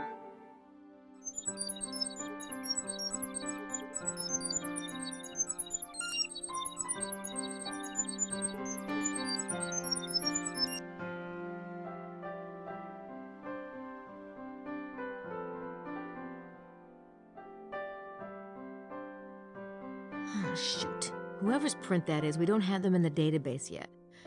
I guess I'll try again later, when we've got more prints. I've got to ask though, who don't we have? We don't have Emilio. We don't have Estelle. It's probably Estelle, isn't it? We don't have Larry Chester.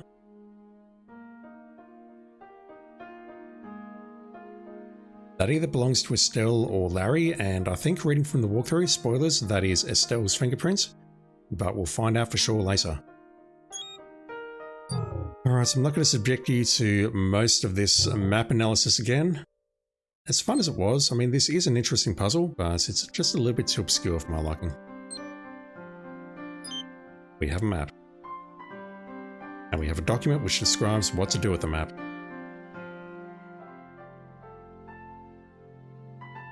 I can just make out that it's supposed to be a cross.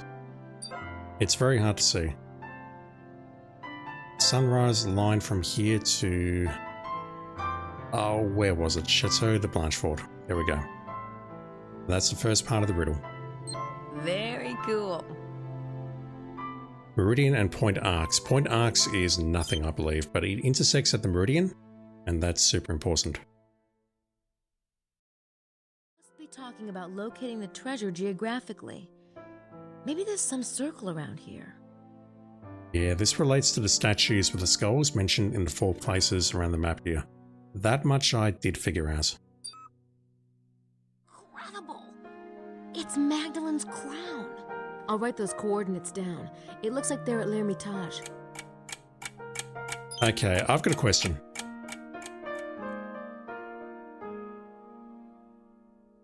I want to be very clear with everyone. I mentioned it in text on the video, but I'll say it out loud.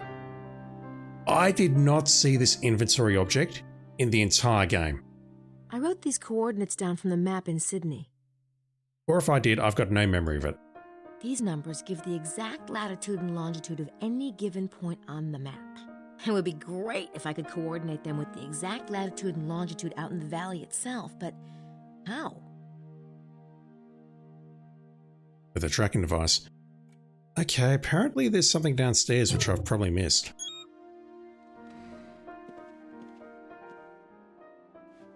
I'm ready. Does anyone want to go out? We could drive to the bar at Rennes-le-Bain. Sure. What about Grace? Oh, she's busy with her research. She'll be in the room for... Oh, hey, Grace.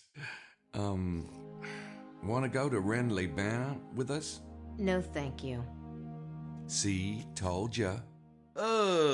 Maybe I'll hang out too. We need you, right, Madeline? Of course. Do come with us, please. All right. Grace, see ya. Don't work too hard. Get some dinner. Mm-hmm. Oh, you bet. Jerk. Wow. Their relationship is fracturing before our eyes.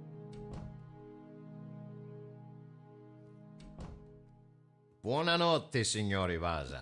Good evening. Would you care for some wine? No, thank you.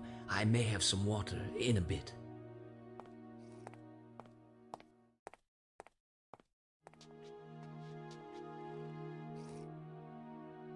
Can we talk? I don't have anything brilliant to say to them at the moment. I'm going to take that as a no. I don't have anything brilliant to say to them at the moment. Emilio and Pacelli are drinking at the lobby. Watch carefully at their glasses.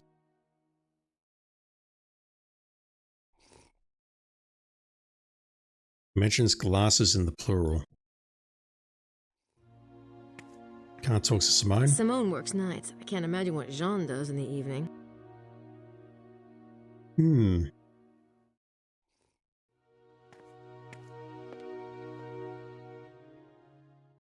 They're in here. Can we talk?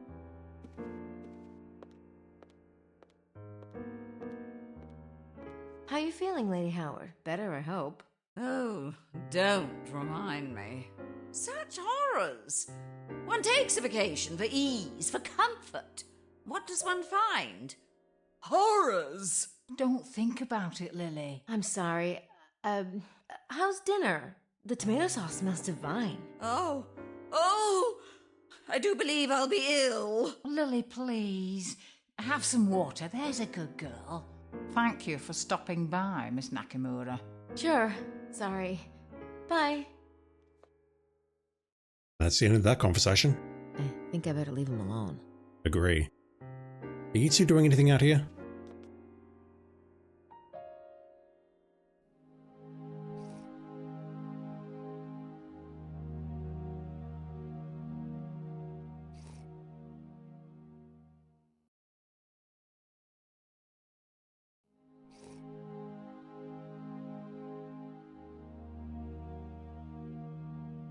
Right, I've got to confess ignorance here. What is the significance of this?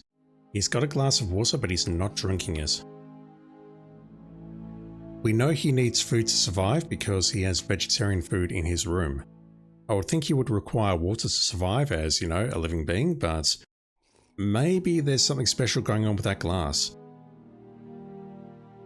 I don't have anything brilliant to say to them at the moment. Maybe if he touches it, it'll turn into wine? I don't know.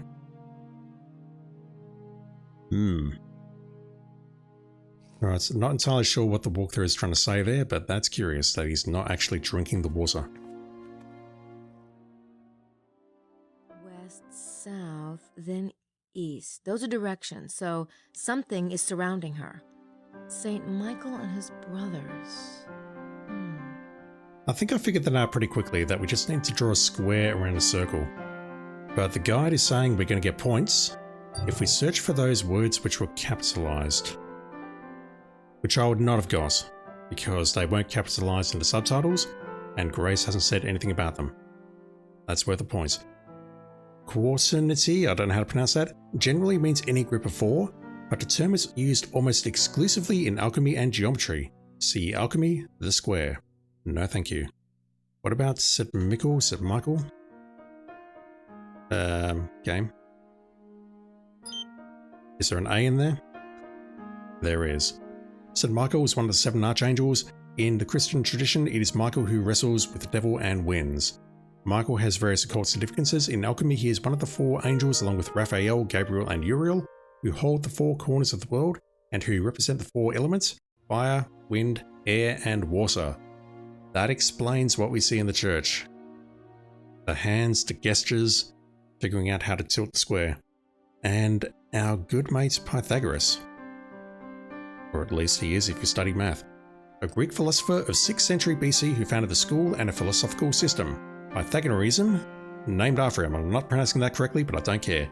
Born on the Greek island of Samos, off of the coast of Asia Minor, he migrated as an adult to the Greek city-state of Croton, modern Krosny, I don't know how to pronounce any of this, in southern Italy around 530 BC. Extraordinary charisma, he was a very nice guy.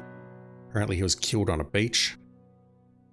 To the alchemists, Pythagoras is regarded as the father of mathematical mysticism, a role which scholars debate, and several key doctrines, such as the squaring of the circle, are attributed to him. That's a weird one to pronounce, but okay. The image below is an example of Pythagorean geometry. Wouldn't know that. What about squaring the circle? We're supposed to square the circle on the map. But how? Squaring the circle, like the Philosopher's Stone, was the alchemist's dream. In the geometrical representation of squaring the circle, the square is placed so that the circle fills it maximally without breaking the square's boundaries. Symbolically, it represents the union of heaven, the circle, and earth, the square, thus bringing opposites together in a united whole, creating a kind of transcending of superconsciousness. These aims and their representation with these particular symbols were the parlance of mystics, alchemists, and Gnostics of the Middle Ages. Oh my god. Tilted square? A tilted square represents the light along with the circle. That must be the part about the cat reflects the light in harmony with their queen. So we're looking for a tilted square. Oh boy. When a square is represented as tilted, i.e. standing on one point, its meaning changes drastically from that of the normal square. When a square represents the concepts of earthiness, solidness, and permanence, the tilted square has a more dynamic, fluid meaning akin to that of the circle. The tilted square, like the circle, has been used as a symbol of the sun and of light in general. North, south, east, west for the square. Alright. I would not have thought to look that up. I just saw that particular passage and thought, let's draw a square around it. Let's see what happens. And it totally works. I don't think I'm ready for that shape yet. You'll never be ready for that shape, Grace. You don't know what pain I've been through with that fucking shape at this point. I'm sure that square's the right size. Of course it is. Won't you join us a bridge, Grace? Oh, no, thank you. Why don't you ask... What about Mr. Wilkes? Where is Mr. Wilkes? I was just wondering that myself, Signora. I haven't seen him since he left the hotel this afternoon. What a bother. How unsociable people are these days. No manners whatsoever. I say, Mr. Barza, would you join us? I would be happy to oblige. He has not touched any of that water. That's Emilio's glass. I guess he doesn't care for wine. Is that important? I think Bukele was drinking the wine. I don't suppose we can dust for prints. That's Bukele's glass, and Gabriel already took his print. Oh wow, okay, we can. I'll try.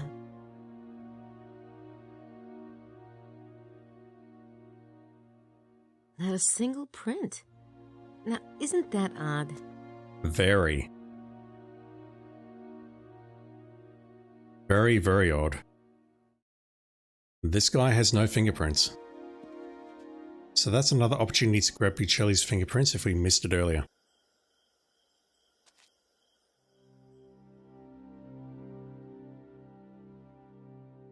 It's a tilted square.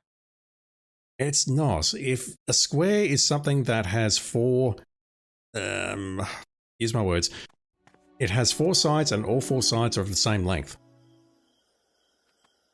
I mean, you could say it's a tilted square, and maybe a tilted square is completely different, but it's not something that I heard when I studied geometry. Just saying. Basically, a tilted square to me is a rotated square, and not a square which has one of its corners pulled out, thus making it no longer a square. God, I'm ranting again. I'm sorry.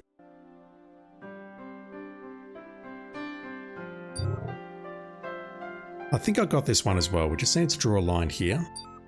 It took me a long time though to realise from the meridian to the chateau. To the meridian blue apples. And then the square, that took me a few attempts as you saw, but we just need to rotate it so that it lines or overlaps that line like that. Yes, that must be it. Time block change.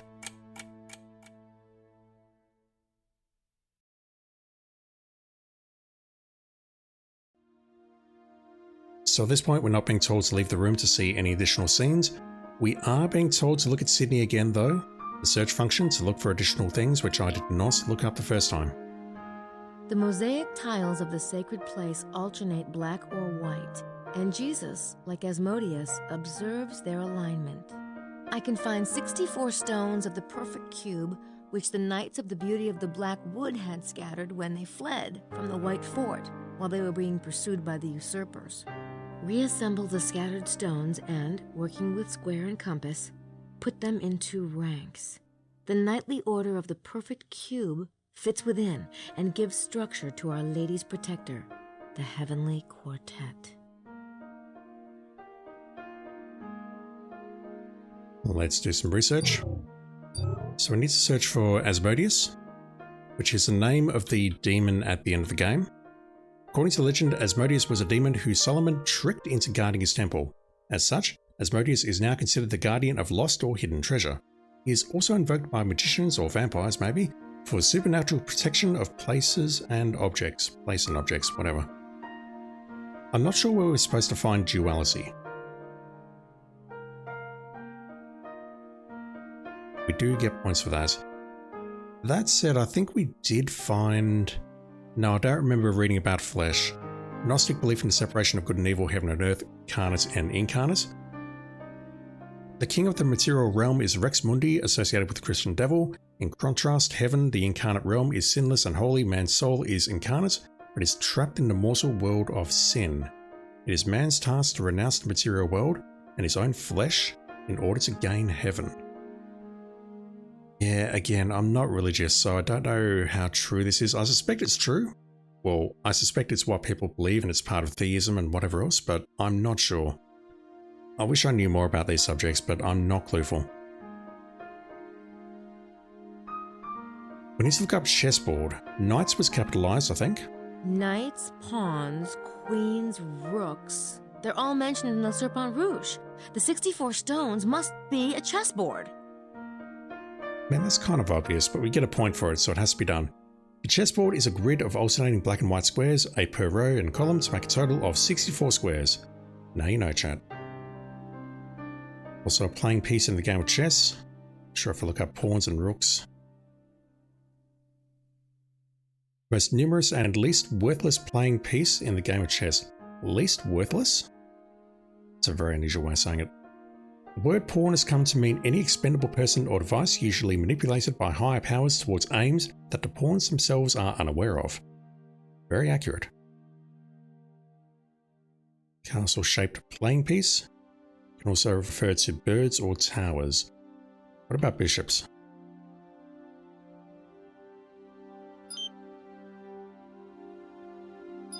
Nothing on bishop? Really? What about queen? In chess, the queen is the second most valuable piece on the board and has more flexibility of movement than the king. Tell me about it.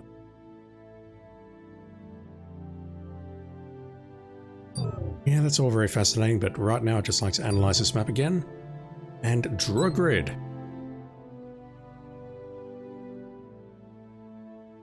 That's it. That's the chessboard. Way to go, kid. To take satellite pictures all the time. Shows them underground forts and whatnot. No one ever thought to take one here, though, right? So when I sees one of these maps, I says to myself, John, Comic Sans on that map, really? And secondly, we do see Grace going to Mosley's room there. So she wants to catch up with Mosley, which is interesting. Alright, there's a few things I missed here, apparently. One of which I don't think we had any chance of finding. I love how this place looks at night. That's...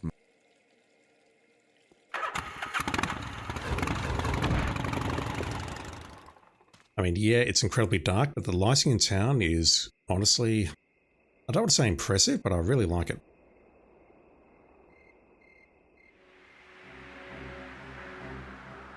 Let's go dig that up. I'll go get the shovel off the bag. And now that I've seen this, and now that I'm reading the walkthrough... This must be the book Larry's working on. He lied about the topic. And his name. Did he really lie about the topic? This is about the Templars. We can do this with it. There are going to be 3 fingerprints later, so there's going to be a 4th right now. Somewhere. Where is it? There it is.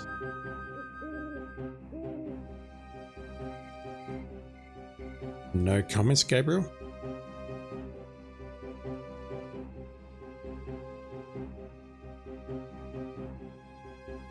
Nothing, okay. Aha! Good old plastic report covers. I think if I was replaying this naturally, I would have thought of that. Now that we've seen, you know, what happens later in the game where it suggests, hey, you should take some fingerprints off this. Damn it. It was a black sedan, but I missed it. Weird. Still can't go to the orange rock. The walkthrough suggests to do this now, but I think we can do this at any time. If I'd done it earlier today, I think it would have been fine.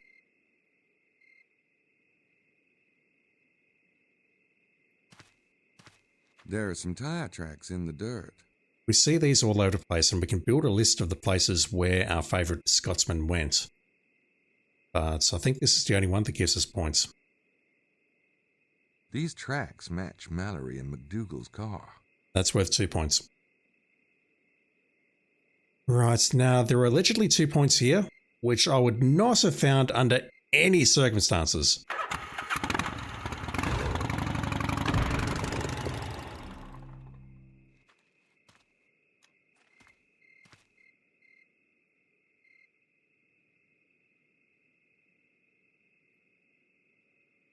Do you see it, chat?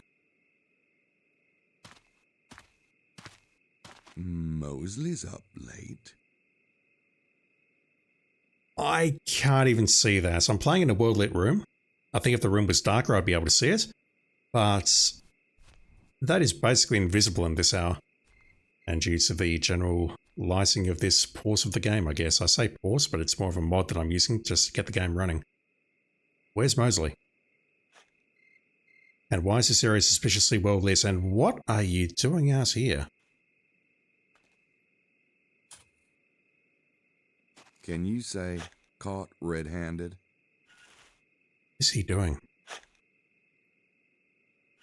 This doesn't seem like official CIA business, just saying.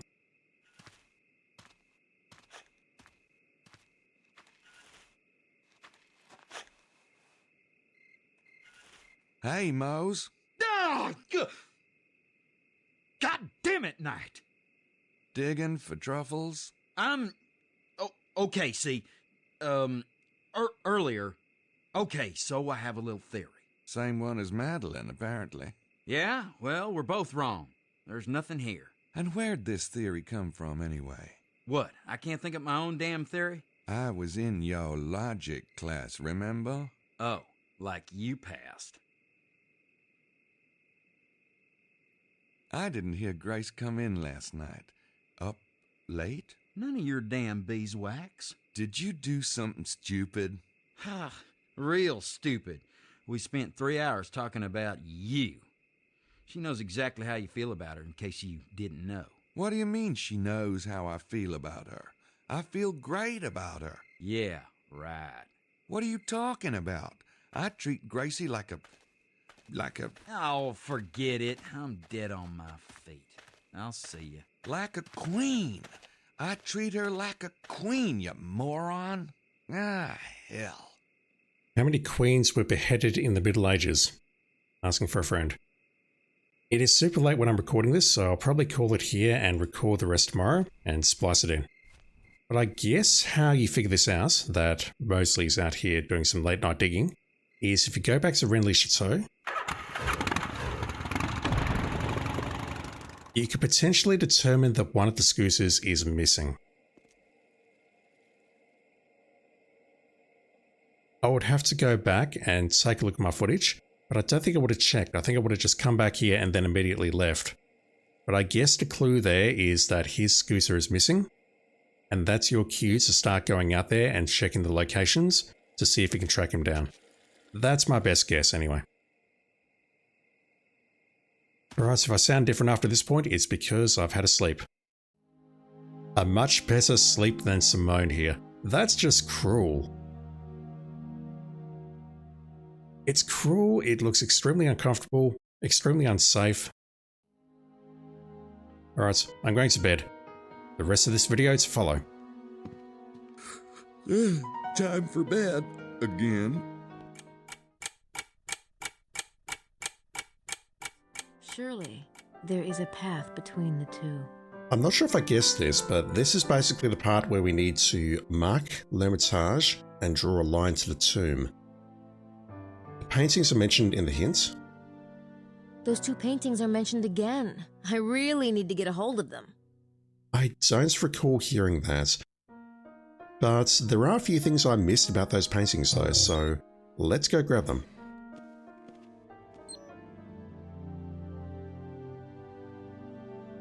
That's the map geometry, all right. The tilted square and the meridian. I already have those on the map.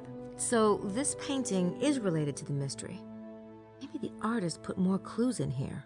So with respect to the way the temple is oriented, whether it's horizontal or vertical, I understood the clue to mean that St. Paul holding his arm like that meant that it was vertical. We're going to get a bit more confirmation of that later, I think, but that's where my brain went with respect to what the puzzle solution was.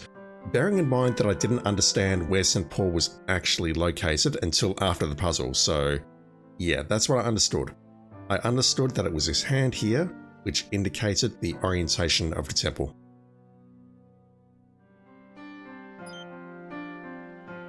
This is interesting. I don't think I looked up Solomon at all. He was a king of Israel, 1000 BC, renowned for his wisdom. He was the son of David and, I can't pronounce that, an illicit and adulterous liaison.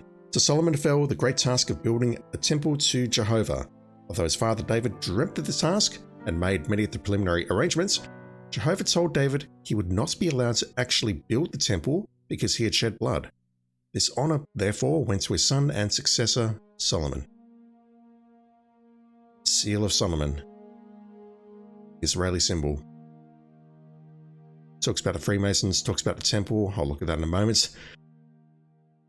Yeah, there's so much stuff that I missed in here, and they're all worth 1 point.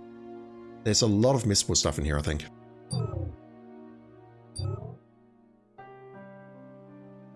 It's the voice line with no voice acting. Talks about the Temple of Solomon, talks about St. Vincent. We need to look up St. Vincent as well. I've got a feeling I looked that up earlier in this walkthrough, but... I wonder if the children of St. Vincent would be heretics. That could mean either the Cathars or the Templars. I think I've heard that voice line though, so maybe I did look it up in the main playthrough. I don't know.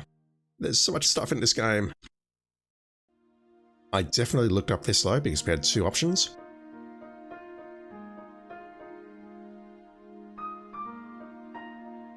That gave us the ratio.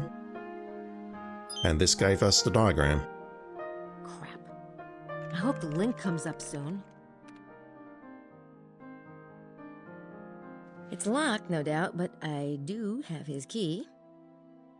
Game did this with the coordinates, and this makes me think of the whole 2D versus 3D thing. I didn't easily tell that these items had been added to our inventory, and I feel with the 2D game where you've got the inventory displayed on the screen, the best way of doing it would be to put the item in your inventory and place it as the first item, large and in charge, right at the very front, so you can't miss it. When you're carrying so much stuff like this, I don't know if it's just me, but I did not notice that I had an additional key until very late in this time block. And as for these coordinates, I didn't notice them at all. I could be losing my mind, but I do feel that's poor game design in my opinion. If it's going to do that, it should go here. Maybe there should be like a little outline around it until you've clicked it to say, hey, this is new. Or something, I don't know. I feel that could have been handled much better personally.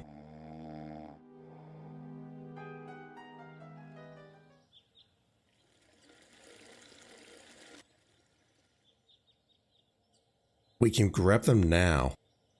That moped has 2 sets of binoculars. I really don't like this. It's bad enough that we have the shovel here, and the shovel is also in our inventory here, which represents that. The binoculars are with the moped. And just looking at the others, I don't see binoculars on them. But if that's the case, why is Lady 1 and Lady 2 not carrying the binoculars on their person, when it seems like all of the other characters have the binoculars on their person? I really don't like this. They hardly need 2 pairs of binoculars. I'm sure they wouldn't mind. Just looking through the walkthrough at the next couple of days, I don't think that opens any new opportunities up, other than obviously finding the manuscript. But I'm still salty about that one. The rest of Les Serpents Rouges to decipher. Now, I'm not sure whether we need to do that before we can do the next step. But what I've missed here is... Well, firstly, I've missed the fact that this is L'Hermitage. St. Anthony and St. Paul by David Tenier. It's this location, apparently.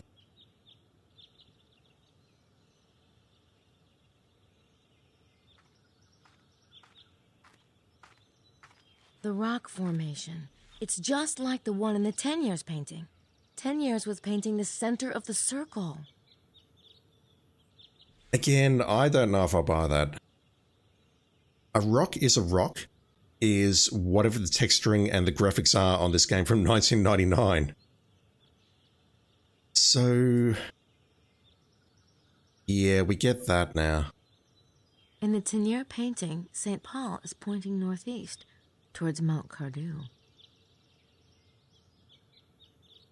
That information is supposed to give us the orientation of the temple, which I did manage to figure out myself and, well, with a bit of help from the internet. But if you recall to the seismic geology survey or whatever it is that Wilkes showed us last night, it basically showed us the outline of the temple, and that's how you can figure it out if you find Lebec on the map. So all of that is very tenacious at best. Like if Grace said, oh, that must be the orientation of the Temple of Solomon, then yeah, I'd buy something there, but that seems a bit of a stretch for points in my opinion.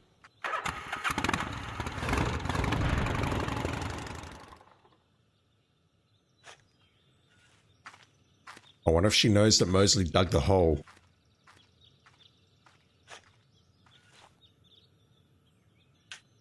Having fun? It's you. That's what it says on my birth certificate. Have you seen that pudgy friend of yours lately? Mosley? Oui, Monsieur Mosley. He's been a naughty boy. I've seen him. Did he happen to look pleased about something? You mean, did he dig up the treasure last night? I doubt it. Putain de merde. Excuse me, what was that? Nothing. Why don't you run along? And if you see your friend, tell him I want to speak with him. Sure. I'll get right on that. Translator's notes. Mied means shit. We've seen him this morning, but he's resting comfortably, so there's a good chance he has not found the treasure.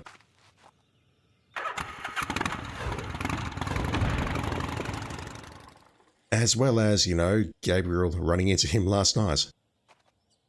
I think I missed this conversation as well. Well, I will have, because we didn't have that conversation with Madeline.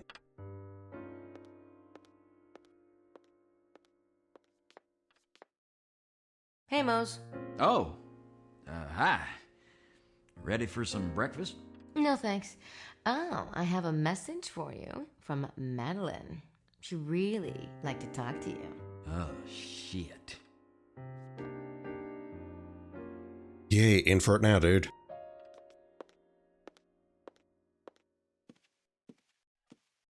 No, thanks. He'd only ask me to sit down again.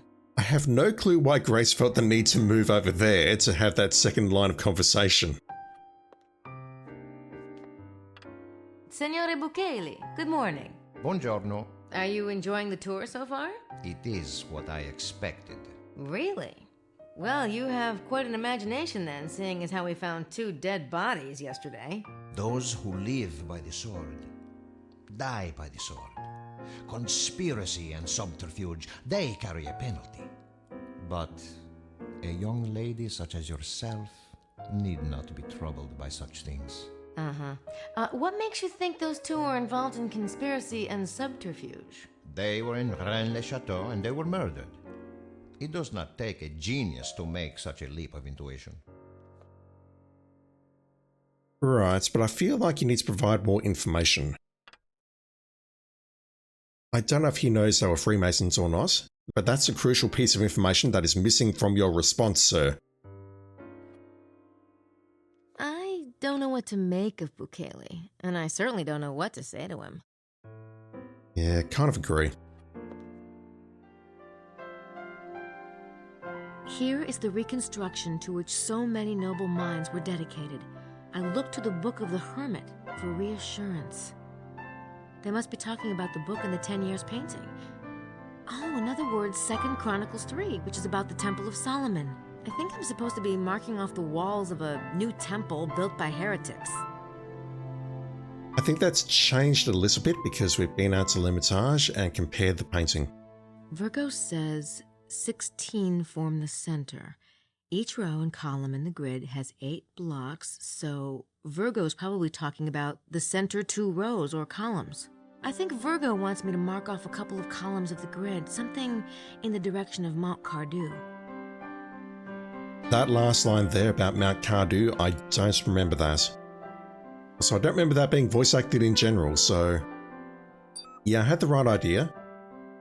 Trying to mark it off like this, for example, but the orientation is incorrect. And looking at the painting and the painting only, that's where it's like, okay, it's pointing, or St. Paul's hand is pointing up to the top left. There's multiple ways you can get to this solution.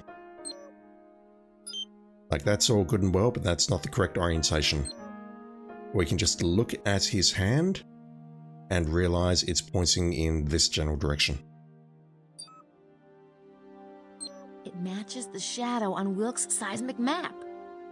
And that's the easiest way to get this. If you realize Lebec is down here in Comic Sans and Poussin's tomb is up here, then if you just remember that shape and if you can figure out the 4:1 ratio, that should be enough. It looks like there's one more feature. I think Libra is talking about...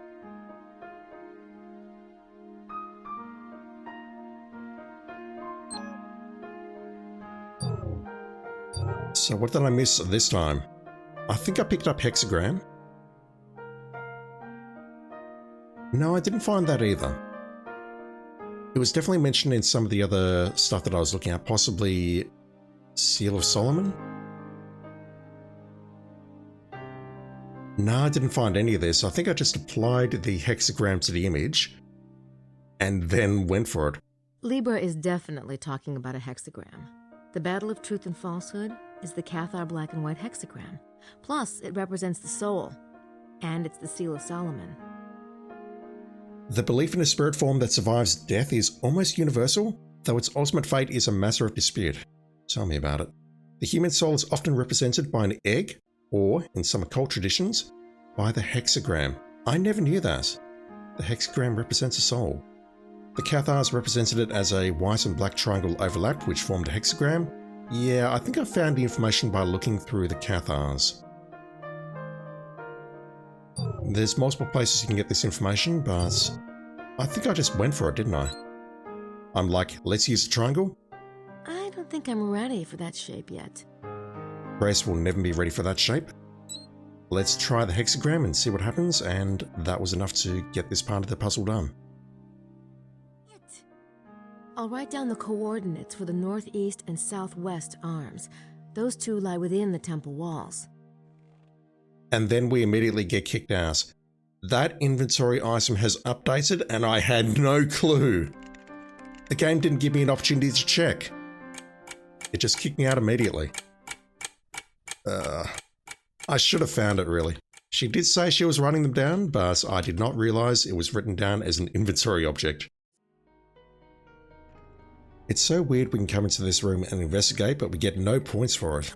Or indeed, anything useful outside of the knowledge that the documentation is gone. I got some in my room.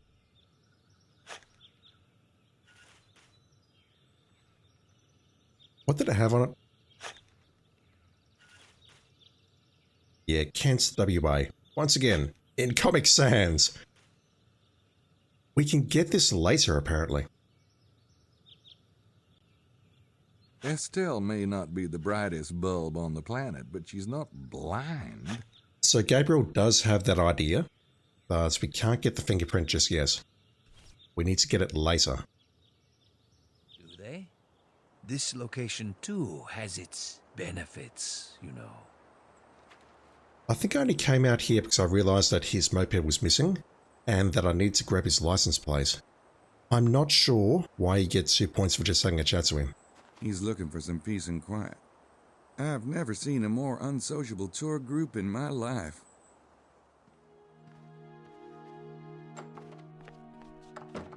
I'll catch up with you later. We should have realised immediately that the manuscript went missing. Oh, Monsieur Mosley. This place is a fruit bin. It is indeed. We have a little bit more context as to why they're together now because of those 2 additional conversations that we saw at La Hammer Morse and in the dining room earlier. And also the fact that Mosley dug a hole last night. So at this point, I think we've got fingerprints for everyone except Estelle.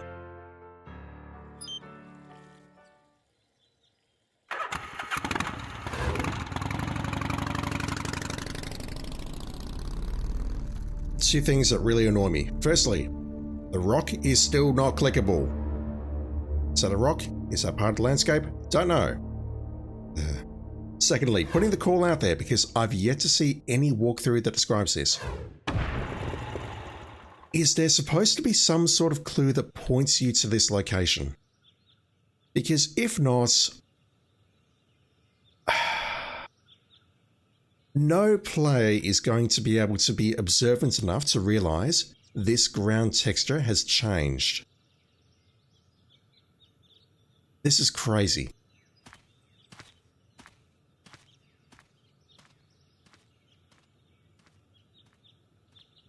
It is such an important and critical part of the plot. That's a big old Wilkes-size footprint. And there is no guidance. Nothing. Oh, shit. I found Wilkes.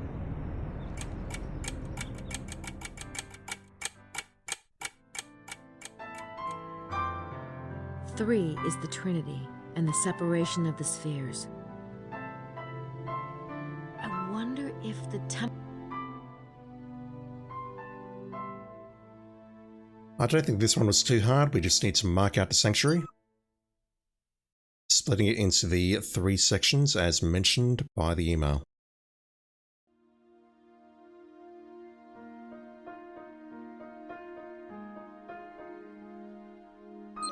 That's it. The divisions of the temple.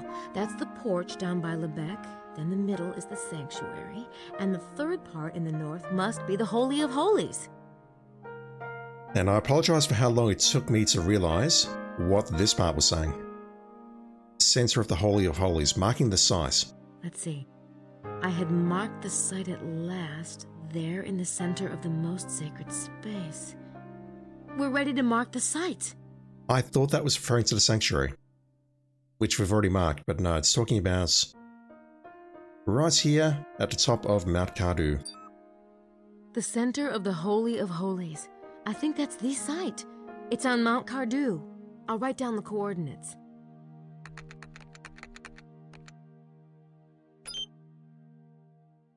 I need to check this object again. Yeah, look at this. I didn't realize, damn it. I should be able to locate any point on this map out in the valley by using these numbers and the coordinate fixing device I got from Mosley. I did not realize. Again, I kind of want to call bullshit on this. So 220.07, 42.56. That should be the site.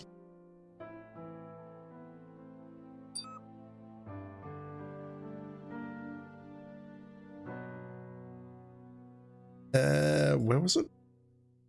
It's more like it's out here according to the coordinates that Grace wrote down.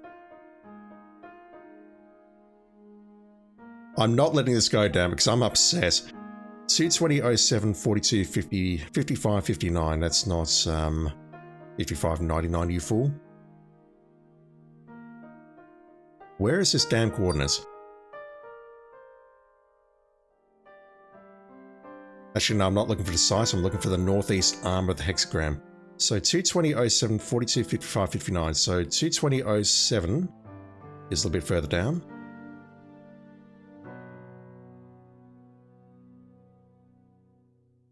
It's way down here. No, it's not. It's left. Oh my god. The northeast arm of the hexagram is within the temple walls. That's pretty close. It's within this black line. Whereas if I go looking for the other one, it is somewhere around here, isn't it?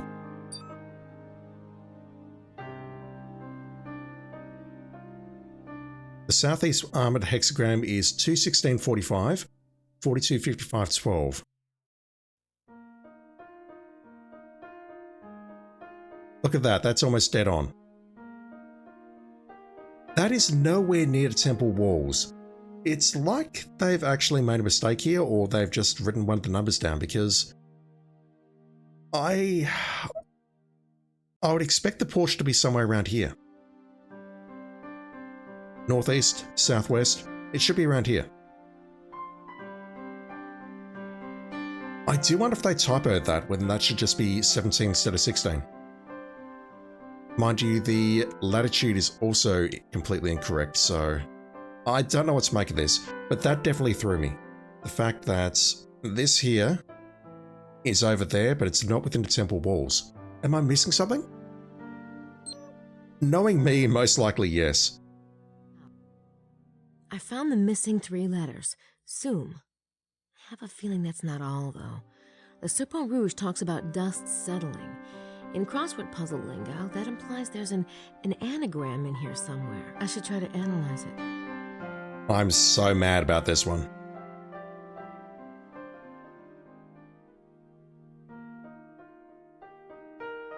We touch the Tomb of God. You look at the words there, or the letters there rather, you compare it there and you realise there's no combination that fits. Choose Deus, which I think I did once or twice. You get this. But if you choose the other one, you get that. That's fucked. I'm sorry, but that puzzle is just fucked. Okay, that must be north of the site. I see the red serpent, rigid and bitter. Must be talking about some kind of landmark feature. Fortunately, that one's not hard at all. I'm kind of disappointed that we don't actually get to visit this though. My immediate thought was maybe this would be a river of blood or something. But no, we're just looking at this, what seems like a serpent or a snake, pointing directly to the chateau. Yep, that's it. That's the red serpent. That is weird. It must point out something. Points out the locations of the vampires perhaps, but not much else. Uccelli's got our favourite manuscript now. Can we see where he goes? No, he goes into his bedroom. God. I'm still saucy about that.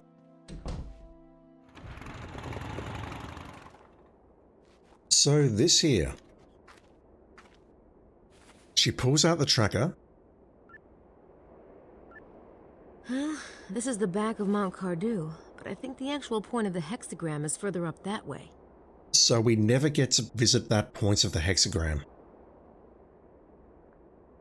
Going through the final videos and final editing, I was thinking that this was basically a blocked off path leading to the site. But no, we're never going to get to the northeast arm of the hexagram here.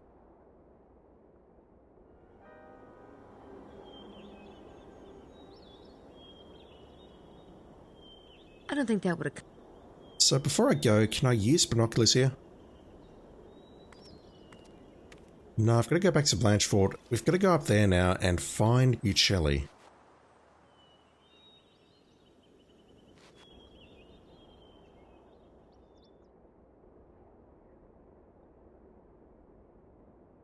And reading the guide that I'm reading, it suggests that Tour Magdala is one of the rooks that is mentioned in Le Serpent Rouge. This is a rook apparently. A castle, an outlook. I don't know if I'll buy that. We're standing on one right now, but the third one, apparently according to this guide, is the Orange Rock. Hey, somebody's parked out by that big orange rock that's off the main road. VDG 945F. Hello, Bukele. We know who it is immediately because we've translated that in the past. The thing is, this tower and this rock are pretty much adjacent to each other. We'll never get to use the triangle shape, but if we just go back out here for a moment. I don't even know how you draw a good triangle here. It's so narrow. You have Rennes-le-Chateau here, Chateau de Blanchefort here, and the Orange Rock here, which is now clickable now that we're seeing Uccelli there. I'm so mad about that. Again, if you're going to do something like that, highlight it for a bit, make it flash, do something. Don't do this. But I mean, this triangle here, you can imagine a triangle being drawn there. That's way too narrow for the shape that we picked up out of the painting, so I don't know if that's supposed to be a clue or not, if we're supposed to identify these as the rooks. I don't know. All I know is that I would not have thought to look out here at all for Picelli without the help of the walkthrough. That's where I'll leave that.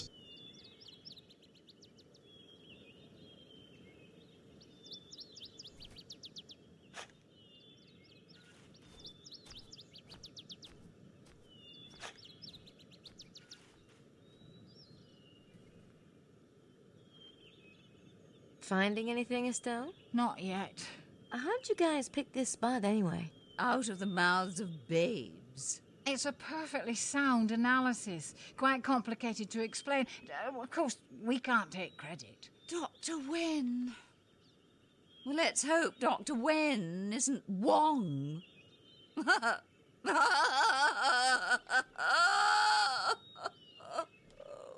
Dr. Wen, huh?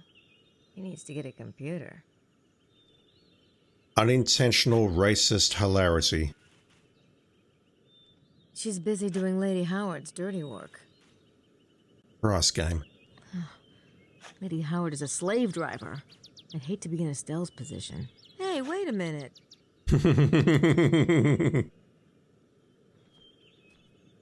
Touché. Please, dear. My life is difficult enough. Indeed. You sitting on that rock instead of a chair. It's Prince James's car. We sure didn't expect him to show up. That's Larry Sinclair's car. He must be visiting Prince James. How do you know that, Grace? We've not actually seen Prince James rock up in the hotel yet. I'm doing that after I have this conversation here.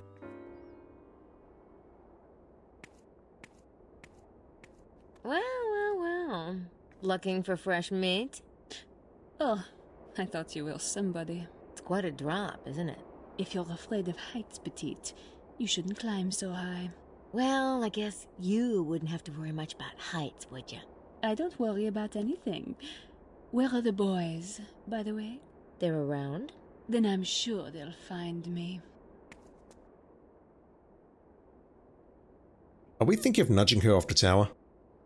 I'd rather groom rats.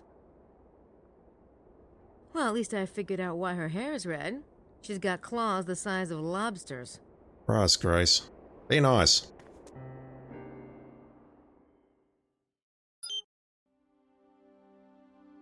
Oh my god, we have so many fingerprints now. Working.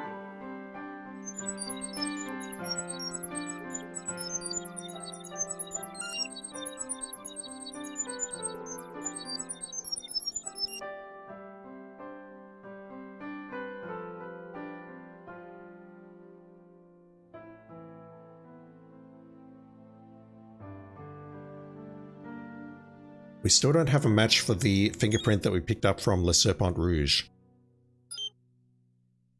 But we can match all three of the bloodline fingerprints, because we now have Mosley's fingerprints.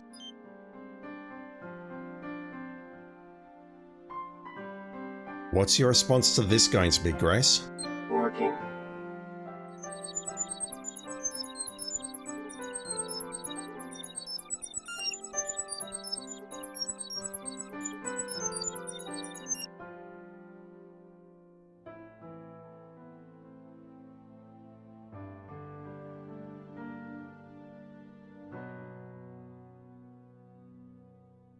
Mosley!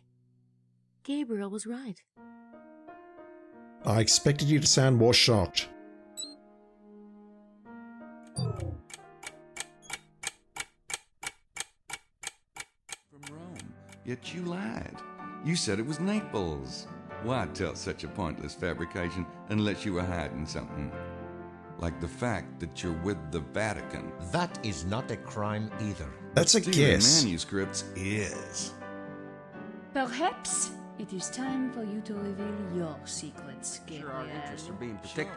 You know, the good old U.S. of A. Well, they sent me on a tour as a kind of an audition, I guess. They didn't want anybody with legit CIA credentials. You know, anyone who could be traced. But I'll probably be starting full-time when I get back. And the digging, monsieur? Oh, intelligence got that tip from somewhere. I was just supposed to, check it out. So it was the CIA who infiltrated our computer system. We thought it was the Priori. It is not the first theory we have had, I am afraid. Our cipher experts work on it when they can, and it appears this was another failed attempt. Right, monsieur? I sure didn't find anything. And now we can go, yes? I assume you have not found your kidnapper among us? Doesn't look it. Now that we've seen Mosley actually do that digging, that conversation makes a lot more sense. You were very masterful, but So popping out of here, I think I went straight to the hotel. Apparently we can have a chat to the Abbe and learn a couple of things. He's up here. He wasn't part of the meeting though, so I do question just how much information we're going to get out of him. Excuse me, Mr. Arnaud.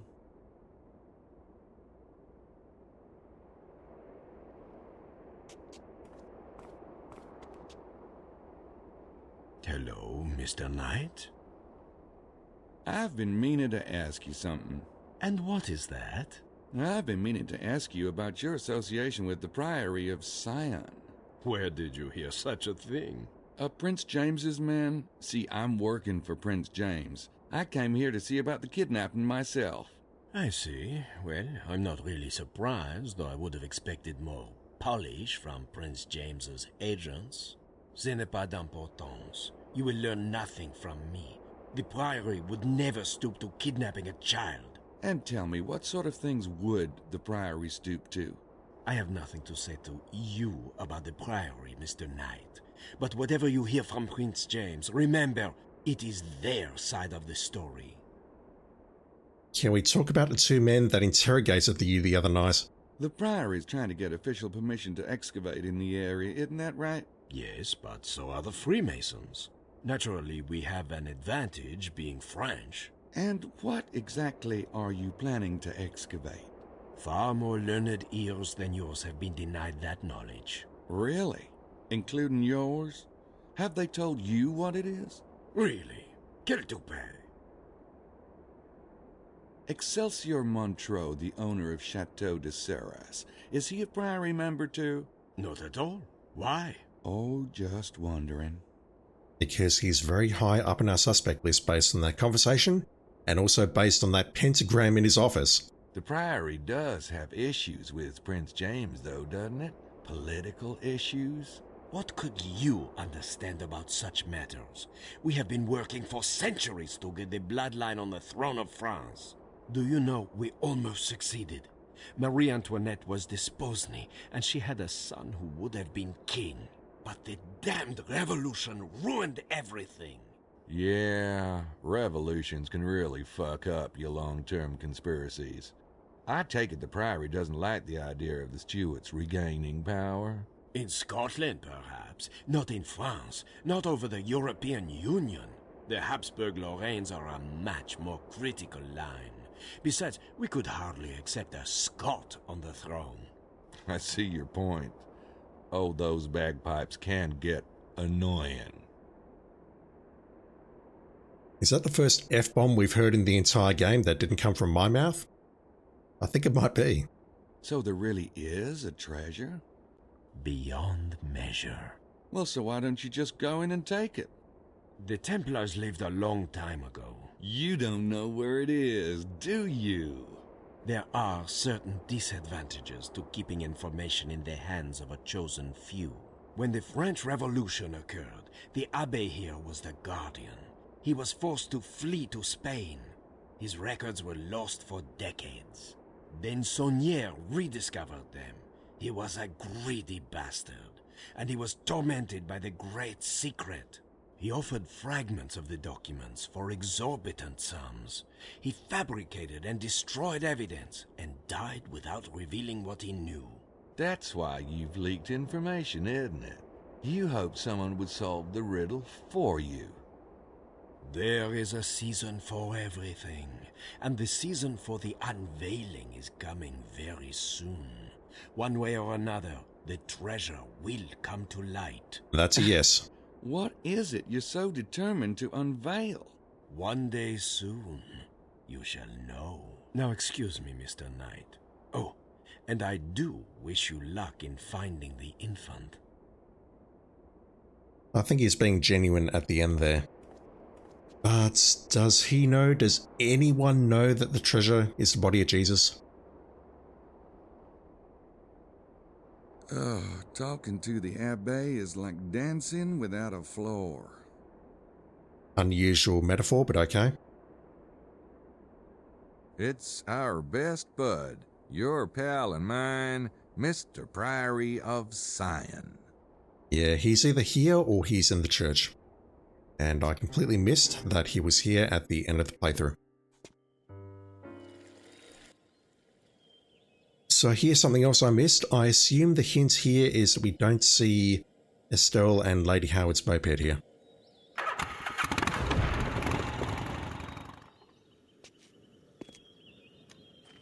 They are back out here for one last go. Or at least she is. Oh my god, really? Oh, poor Estelle. What a great mound of turpitude. Lovely word.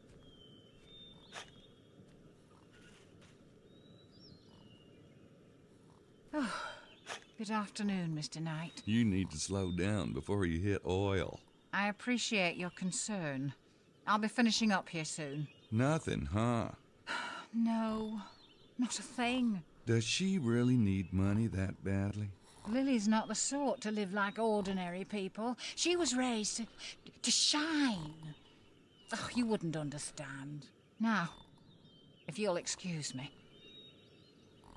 I suspect Estelle is right. We wouldn't understand. Estelle's too far gone to listen.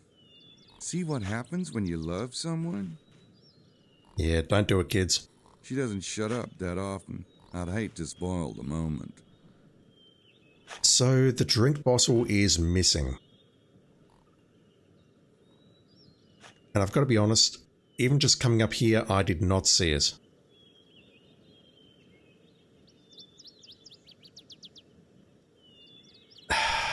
Is it really here?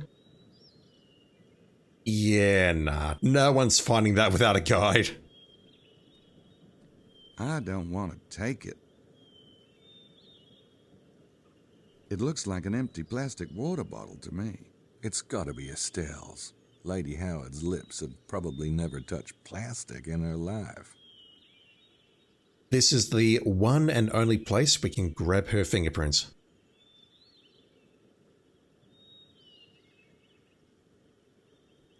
Some of this stuff is way too obscure. But that's just like my opinion, man, and I suck at video games.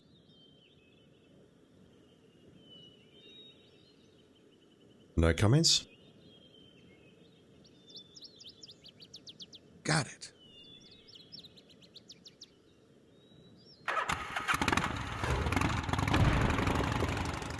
Let's go put that into Sydney.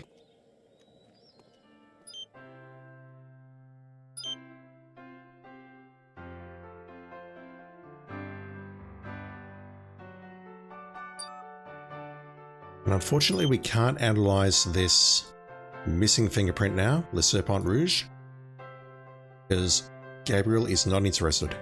That analyze stuff is Gracie's thing. You know how women get when you tread on the turf?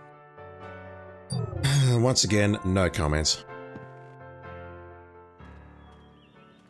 I came here immediately after having a conversation with Prince James because that seemed like the right thing to do. But if you just go to random places like Tua Magdala, out into the woods, you can find additional information. But there's so many places in this game that finding that information seems like an impossible task.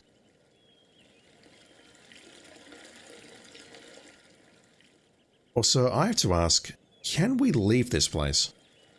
This is probably my last chance to look around. I'll leave in a minute. They're closed, and I don't think it's worth breaking in just to taste some wine. Yeah, I went over there thinking, oh, maybe they've changed that, and they totally had. But that's your clue as to how to find that. This is probably my last chance to look around. I'll leave in a minute.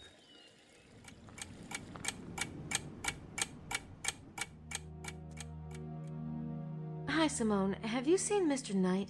No, not this evening. Is he, missing, mademoiselle? Missing? Oh, no, I didn't know if he had gotten back yet. Thanks. Oh, God. Alright, she is a little bit worried. Simone works Now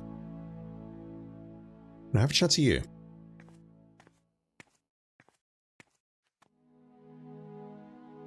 I can, but I don't want to, because I need to ask about the Serpent Rouge first. I definitely didn't speak to her at all during my main playthrough. I just followed Emilio. I ignored her. But there is stuff we can do.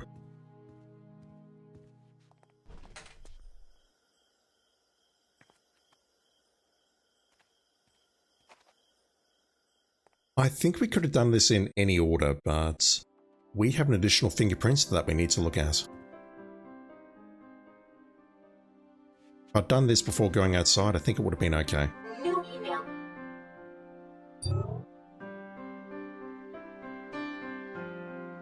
To mix blood distills gold. Mixing blood to create the elixir of life. The Philosopher's Stone.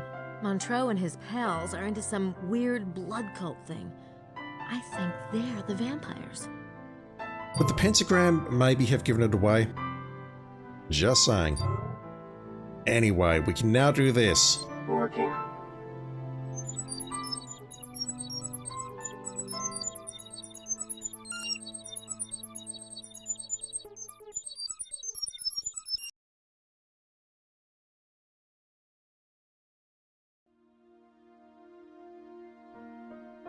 Estelle! She was the one who left Le Serpent Rouge? It was her fingerprints. We don't know if the document was stolen by Emilio, though, or whether she left it. We're going to find out in just a moment. So if I talk to you again now, I should have an option to choose Le Serpent Rouge, and I need to choose that first for points. Estelle, I've been meaning to ask, you didn't lose this, did you? Le Serpent Rouge? What? But that's not the one that... Where did you get it? It's not the one. Don't you know? Why should I? May I see it again? No. You left this riddle for me just like you left the book and all those notes, didn't you? What on earth are you talking about? Look, will you show me your copy? Grace doesn't know? We have a copy too, you see, but we haven't made much headway. Yours looks quite different. Please, Grace. Please. I'll think about it. No, show her. At this point, it's harmless. These two, Estelle and Lady Howard, are broken individuals, and you're just making it worse. I heard Lady Howard mention some Egyptian artifacts that were found here. I don't know what you mean. All right. I'll show you my copy of Le Serpent Rouge if you tell me. But it better be good. Come up to my room. So I suspect that if we don't show her Le Serpent Rouge first... Lily's having a bath. Oh, she's been so distraught lately. She hasn't been in the mood to talk about the mystery. We don't get this. Dr. Wen found these objects when he was digging here 20 years ago. He became convinced that the Wren mystery was deeply tied with Egyptology. He believes there's a seed of alien wisdom buried here, a seed similar to that planted in Egypt. Huh. So, where did Dr. Wen find these artifacts anyway? On the back of Mount Cardew, in a cave. He said it headed off into further caverns, but he never got the chance to explore them before his accident. His accident? Yes. Didn't you know? Oh, my. That cave is on private land now. Not that it matters. It was just one of the many storage caves of the Atlanteans. Oh, here we go. The seed itself is the real treasure. It was placed based on cosmic alien logic. Unfortunately, Dr. Wen's latest calculations still seem to be a bit off. I'm not surprised. That cosmic alien logic's a bitch. Can I just look at the pictures, please? Oh, of course. I'm sorry.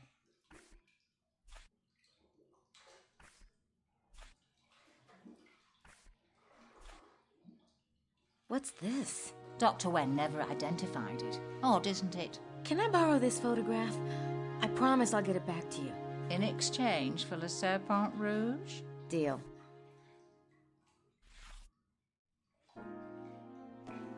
I better go. Good luck, Estelle. Thank you, Grace. Of course, I wish you the same. Oh my god, wouldn't that be a turn? If we get to this point in the game and it turns out we're talking cosmic alien bullshit or Atlantis, rather than historical religion stuff. It's the artifact photo I got from Estelle. Does that help us in the next time block at all? I have my doubts about Dr. Wen's seed, but this looks Egyptian, all right. It also looks like something a vampire might use. Do we see Montreux using that at the very end? I can't scan that into Sydney. I wish we could. We'd probably be able to find hidden geometry. I'm kind of shocked that Grace is not thinking at this point that it was Emilio who was leaving these notes. That was my immediate thought, given that he's basically the only suspect and Estelle has been too busy digging holes in the middle of nowhere to leave these notes. So at this point, the last suspect is literally Emilio. He's the only one who can be leaving this. So when we enter his room, that's what Grace is going to say in the CG. That's kind of an insane optional conversation to miss. And I suspect it only worked because we showed or we mentioned Le Serpent Rouge first. We only were able to do that because we got the fingerprints from here and also the fingerprint from the bottle. No one's finding that without a walkthrough. Oh my word.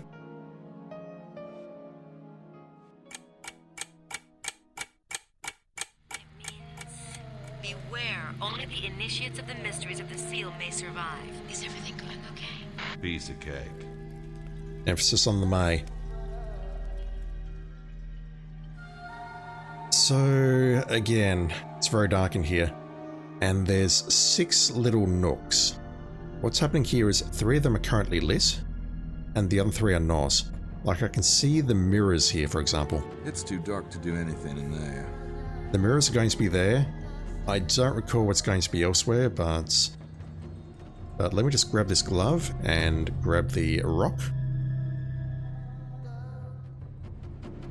So these 2 things apparently are supposed to represent angels and demons? This guy looks earthy and dangerous. Whereas that's an angel? I'm not sure which of these 2 I like the least. This one looks like he should be blocking the Garden of Eden. Yeah, angel for Garden of Eden, and this is supposed to represent a demon. Yeah, I get it, the horns and whatnot. I think I don't know what to think anymore. I think that's very hard to decode. But if we give it to the angel, we die. If we give it to the demon, we're fine. Well, that did something. And we don't really see it in between that cut, but what happens is the 3 areas that we were looking at, the light extinguishes. You can see there, that's the rock that we just put there. It's too dark to do anything in there. And the other 3 nooks have now lit up. I completely missed that on my first playthrough. I thought we'd entered a new area or something. It's just too dark to see in here. And that's before my mod, I think.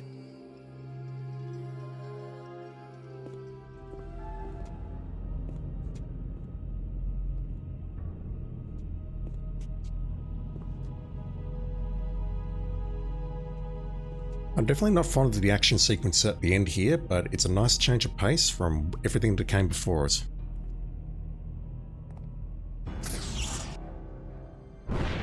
So I missed one thing here. Grace, what can you tell me about fighting a demon? What?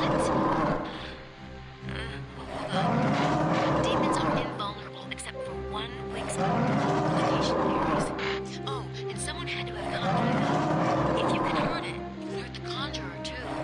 Gotcha. Better run. Be careful.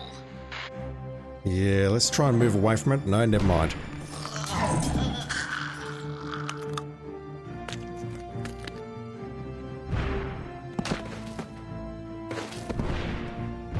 Well, we got the information we needed, but it didn't really help. I think we have to move away from it first, maybe create some distance.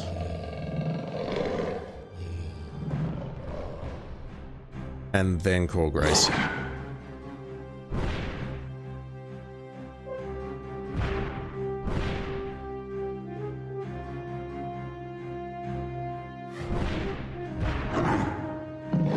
Grace,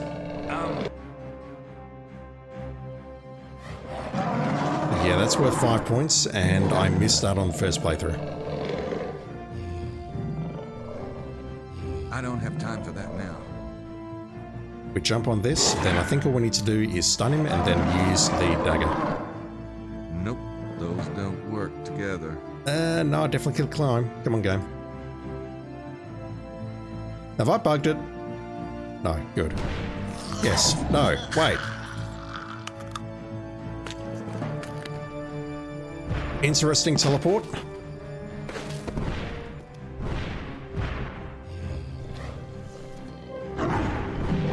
Grace, what can you tell me about fighting a demon? What?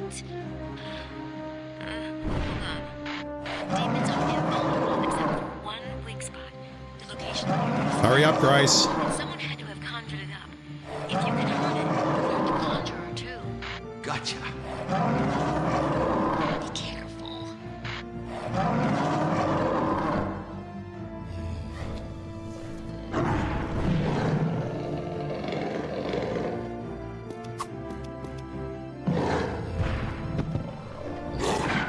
And that's the full 965 points. It's holy blood. No. No. It's holy blood. Holy.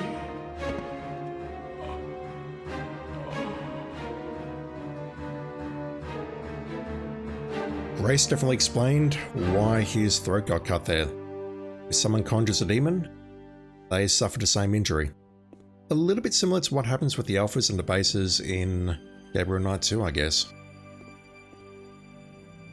I maintain that that baby has a huge head. Christ. Is he it? Is that the last of them?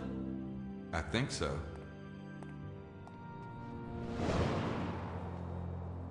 So I thought initially this was just a scene of Jesus' crucifixion, but reading online and also from his comments, I need a service from one of your descendants, the Roman soldier we see here must be one of Gabriel's ancestors.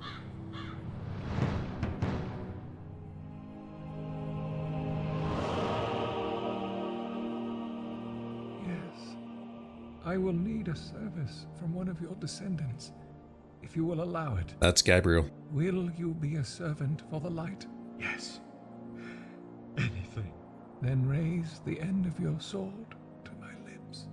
And I'm not sure if I believe this or not, but he turns the handles gold, and apparently that gold is the written medallion. Carry the gold with you. It will protect you from evil. Now go in peace and love God. It's the talisman throughout the series.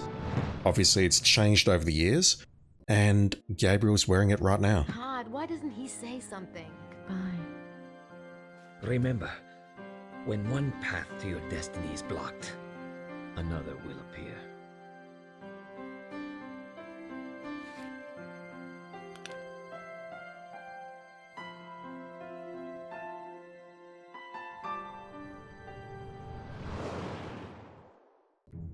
I'm not certain, given Gabriel and Grace's relationship, that her just disappearing like this is within her character. That would have been an interesting plot point to explore in Gabriel Knight 4, I think, but it's never going to happen, or it's not going to happen the way that Jane Jensen intended it back in the day.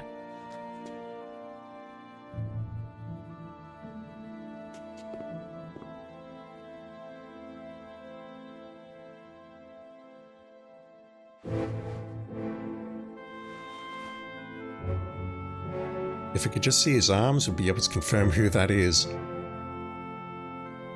Also, it's been how many years? Surely that body's decayed by now. But yeah, Charlie clearly is a very special baby.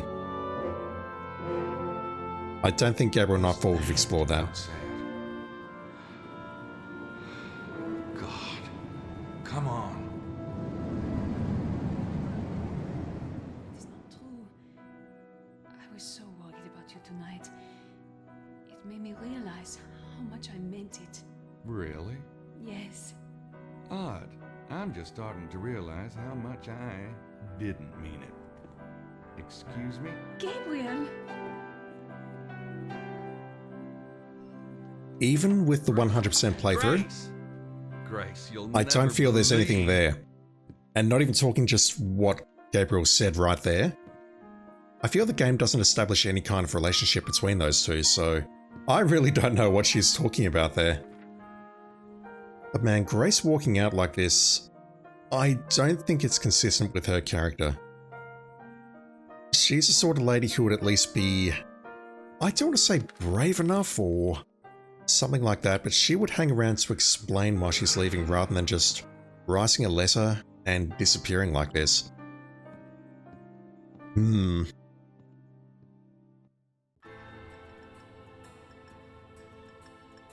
Okay, I'm going to keep the end of this video as short as I possibly can. I know this has gone for 3 hours already. I'm very sorry.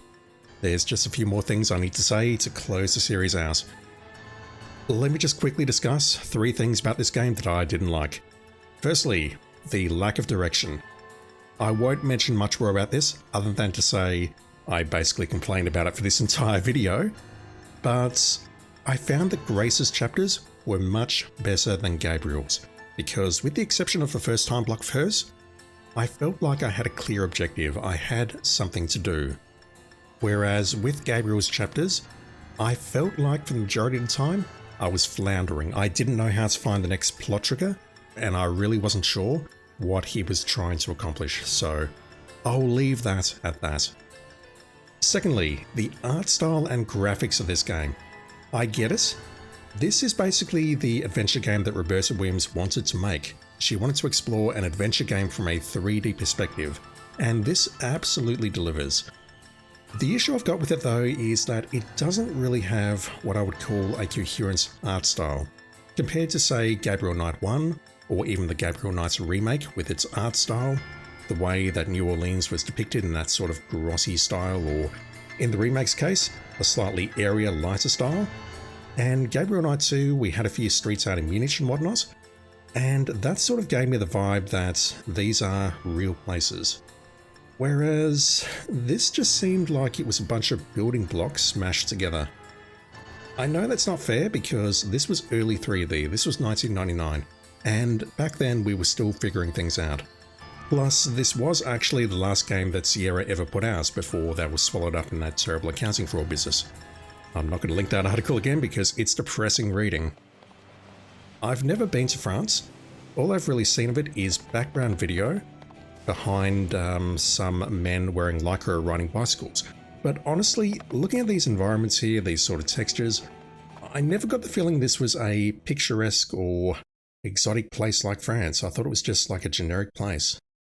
I don't know, am I overthinking that?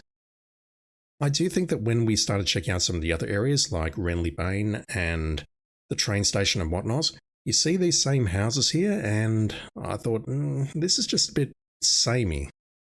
There's nothing really here, if that makes any sense. I don't know. The 3D perspective does offer a few opportunities for puzzles by hiding things in certain locations, But outside of that button in Excelsior Montreux's office, I don't know I would have found any of the others without a walkthrough, so yeah, I don't know what to think about that. The third and final thing is the voice acting. It's just so weird. Honestly, I think the only voices I really enjoyed were Grace, who is played extremely well by Charity James, and maybe some of the other voices like Prince James. Maybe there's an argument for Larry Chester. Everyone else just sounded very weird and stilted, like they were trying to imitate accents. With Tim Curry, I never got the intent that he was trying to imitate an accent. He's a good voice actor, but his delivery was just so weird. It was either bored or trying to be sarcastic. The only times where I felt his dialogue felt natural was when he was getting to serious mode, like investigating those bodies, looking at them, making observations. That's about the only time that I really vibed with his voice acting. Everything else was just kind of bizarre. It's kind of shocking given that there are some really high profile names associated with this, like Simon Templeton is Prince James, Billy West is Emilio Buzzer, and a few others as well. But in particular, Madeline Bouthane's voice. What the hell was that accent? You think to yourself, okay, well maybe that's just a bad or inexperienced voice actress or something. No, it's Jennifer Hale! I don't get it. I did read before starting the playthrough that Tim Curry's performance did get criticism, and that potentially one of the things that triggered this performance was him being replaced by Dean Erickson in Gabriel Knight 2. But honestly, having heard the rest of this voice acting, I think it might just be bad direction.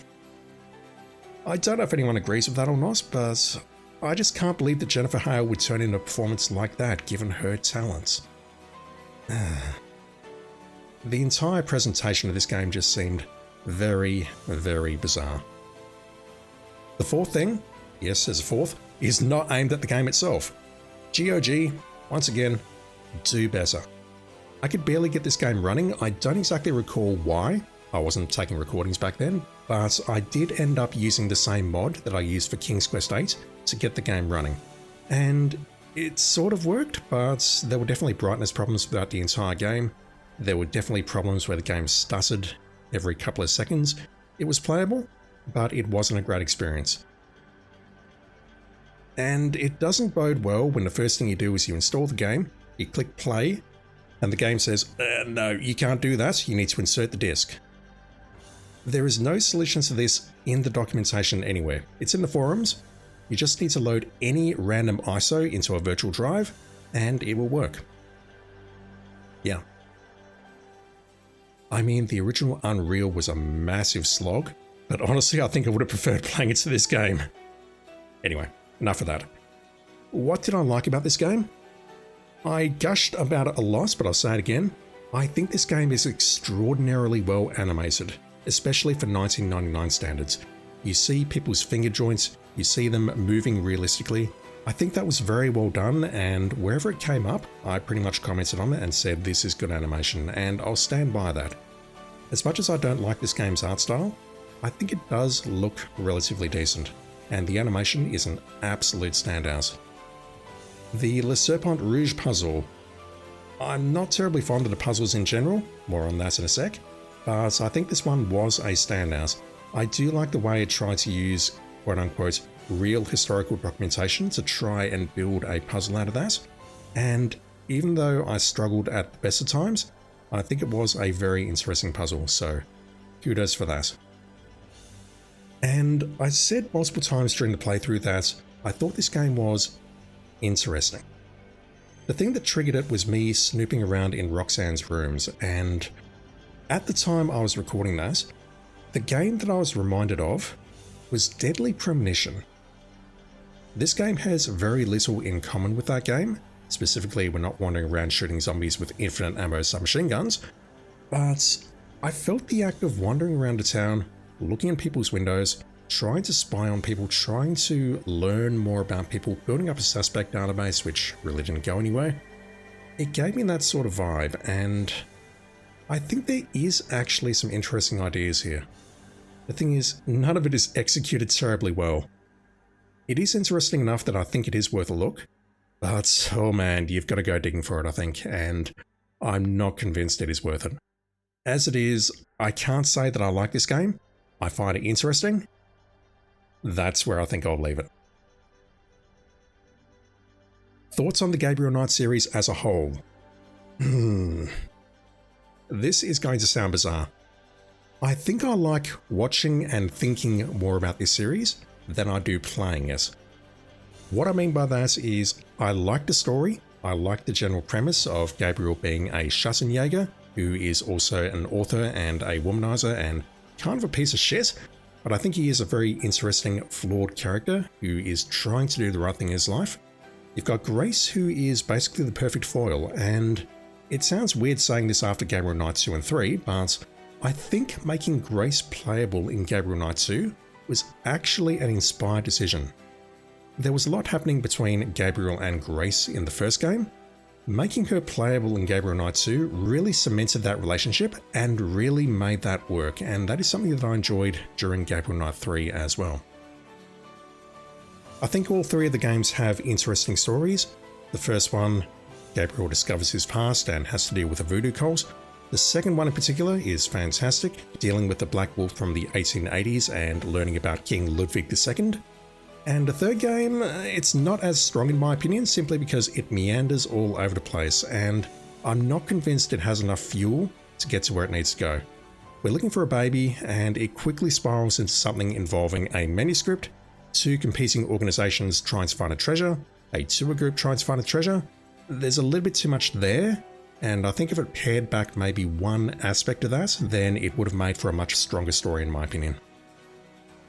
There's definitely one thing that I didn't like throughout the entire series though, and it's kind of a deal breaker, and that is the puzzles. I'm just not a fan of most of the puzzles in these games, and I don't think it's a case of me being over adventure games or anything like that. It's just that they didn't seem terribly well designed. In Gabriel Knight 1, we had too many things which I would not have got with the help of the guide, like the clock, the bracelet mold, and finding that snakeskin inside the grass at Lake Pontchartrain. I would not have got those under any circumstances, and I recall looking at a guide back in the day and having the same problem. So getting older did not help me there. And that's where the remake shone through. The remake did streamline a couple of things. It made that snake scale much easier to find, and it also streamlined the days significantly. But it didn't get rid of those other two puzzles. It introduced another really dumb puzzle like a vending machine or something. And ultimately with Gabriel Knight 1's plot, it seemed very front-loaded. We're doing a lot of stuff in New Orleans, we quickly go to Germany, and then bam, the game's over. It's just a very, very unusual design. I felt the same way with Gabriel Knight 3 as well. I spent, I don't know how many days just wandering around this town trying to figure out what to do, and it felt like the end just came in a huge rush. A lore dump at the end, we go through a temple, bam, that's it. I do understand that this game was developed under some arduous circumstances, but it just doesn't feel like a completed product. I don't know if that makes any sense or not. For Gabriel Knight 2, we had a lot of puzzles which just involved running back and forth, literally. And Gabriel Knight 3, don't get me started. I think I would have rage quit if I hadn't known about the cat moustache puzzle beforehand. I would have looked at that solution and then said, you know what, I need to pause the game for about 5 minutes so I can have a rant. So just from those two games, I feel the series is kind of average. The one shining light here though is Gabriel Knight 2. That game still has its own problems. I went back and watched the post-game recording of that, and yeah, I had my complaints about that game as well. But honestly, I think Gabriel Knight 2 is one of the best FMV games I've ever played. Everything about that project just seems to come together, and I think that game is carried by the strength of its acting. The live actors all did an incredible job on that game, and also the strength of its writing. Jane Jensen is a fantastic writer. I wasn't too fond of Gabriel Knight 3, but the stories that she can tell, I think, are great. It's just that the game surrounding it isn't all that in my opinion, and I'm glad that I played the series, especially Gabriel Knight 2, and I've got to be honest, I don't know if Gabriel Knight 2 works if you haven't played Gabriel Knight 1. But honestly, I do feel this is the weakest of the series that I've played so far. as an overall game with puzzles and things you need to think about, I'm not convinced it's up to snuff with any of the quest games that I've played so far. So, it's average, but play Gabriel Knight 2, that game is excellent. Alright, I think I'm going to leave it there. As far as this series is concerned, it is dead and gone. This was the last game that Sierra ever published. It's gone, and I mentioned during the playthrough that unless a miracle occurs, we won't hear anything about Gabriel Knight 4 ever again. Which is why I get to say, quite happily, that 24 hours before I recorded this, Jane Jensen had an interview with Dr. Mass Barson on YouTube. Check out the link below. I haven't had a chance to watch it in full yet, but long story short, she's trying to get Gabriel Knight 4 back on the menu. She's currently trying to attract Microsoft's attention, without success so far.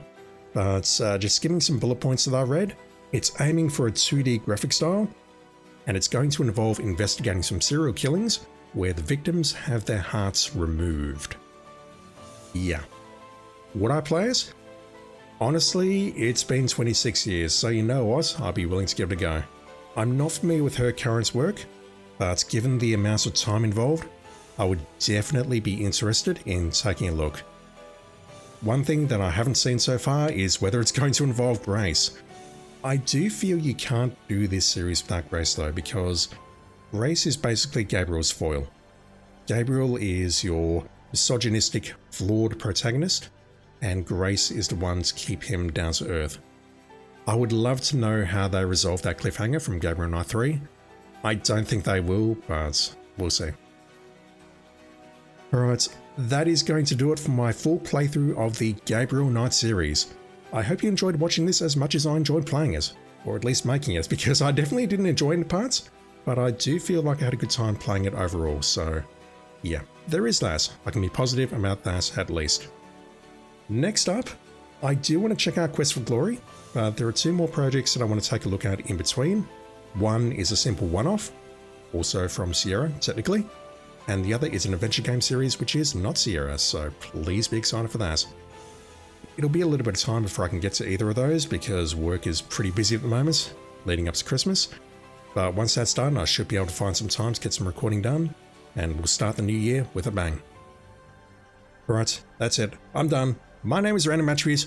Thank you for watching, and I'll be back online with something new, or something old, very soon. See you then.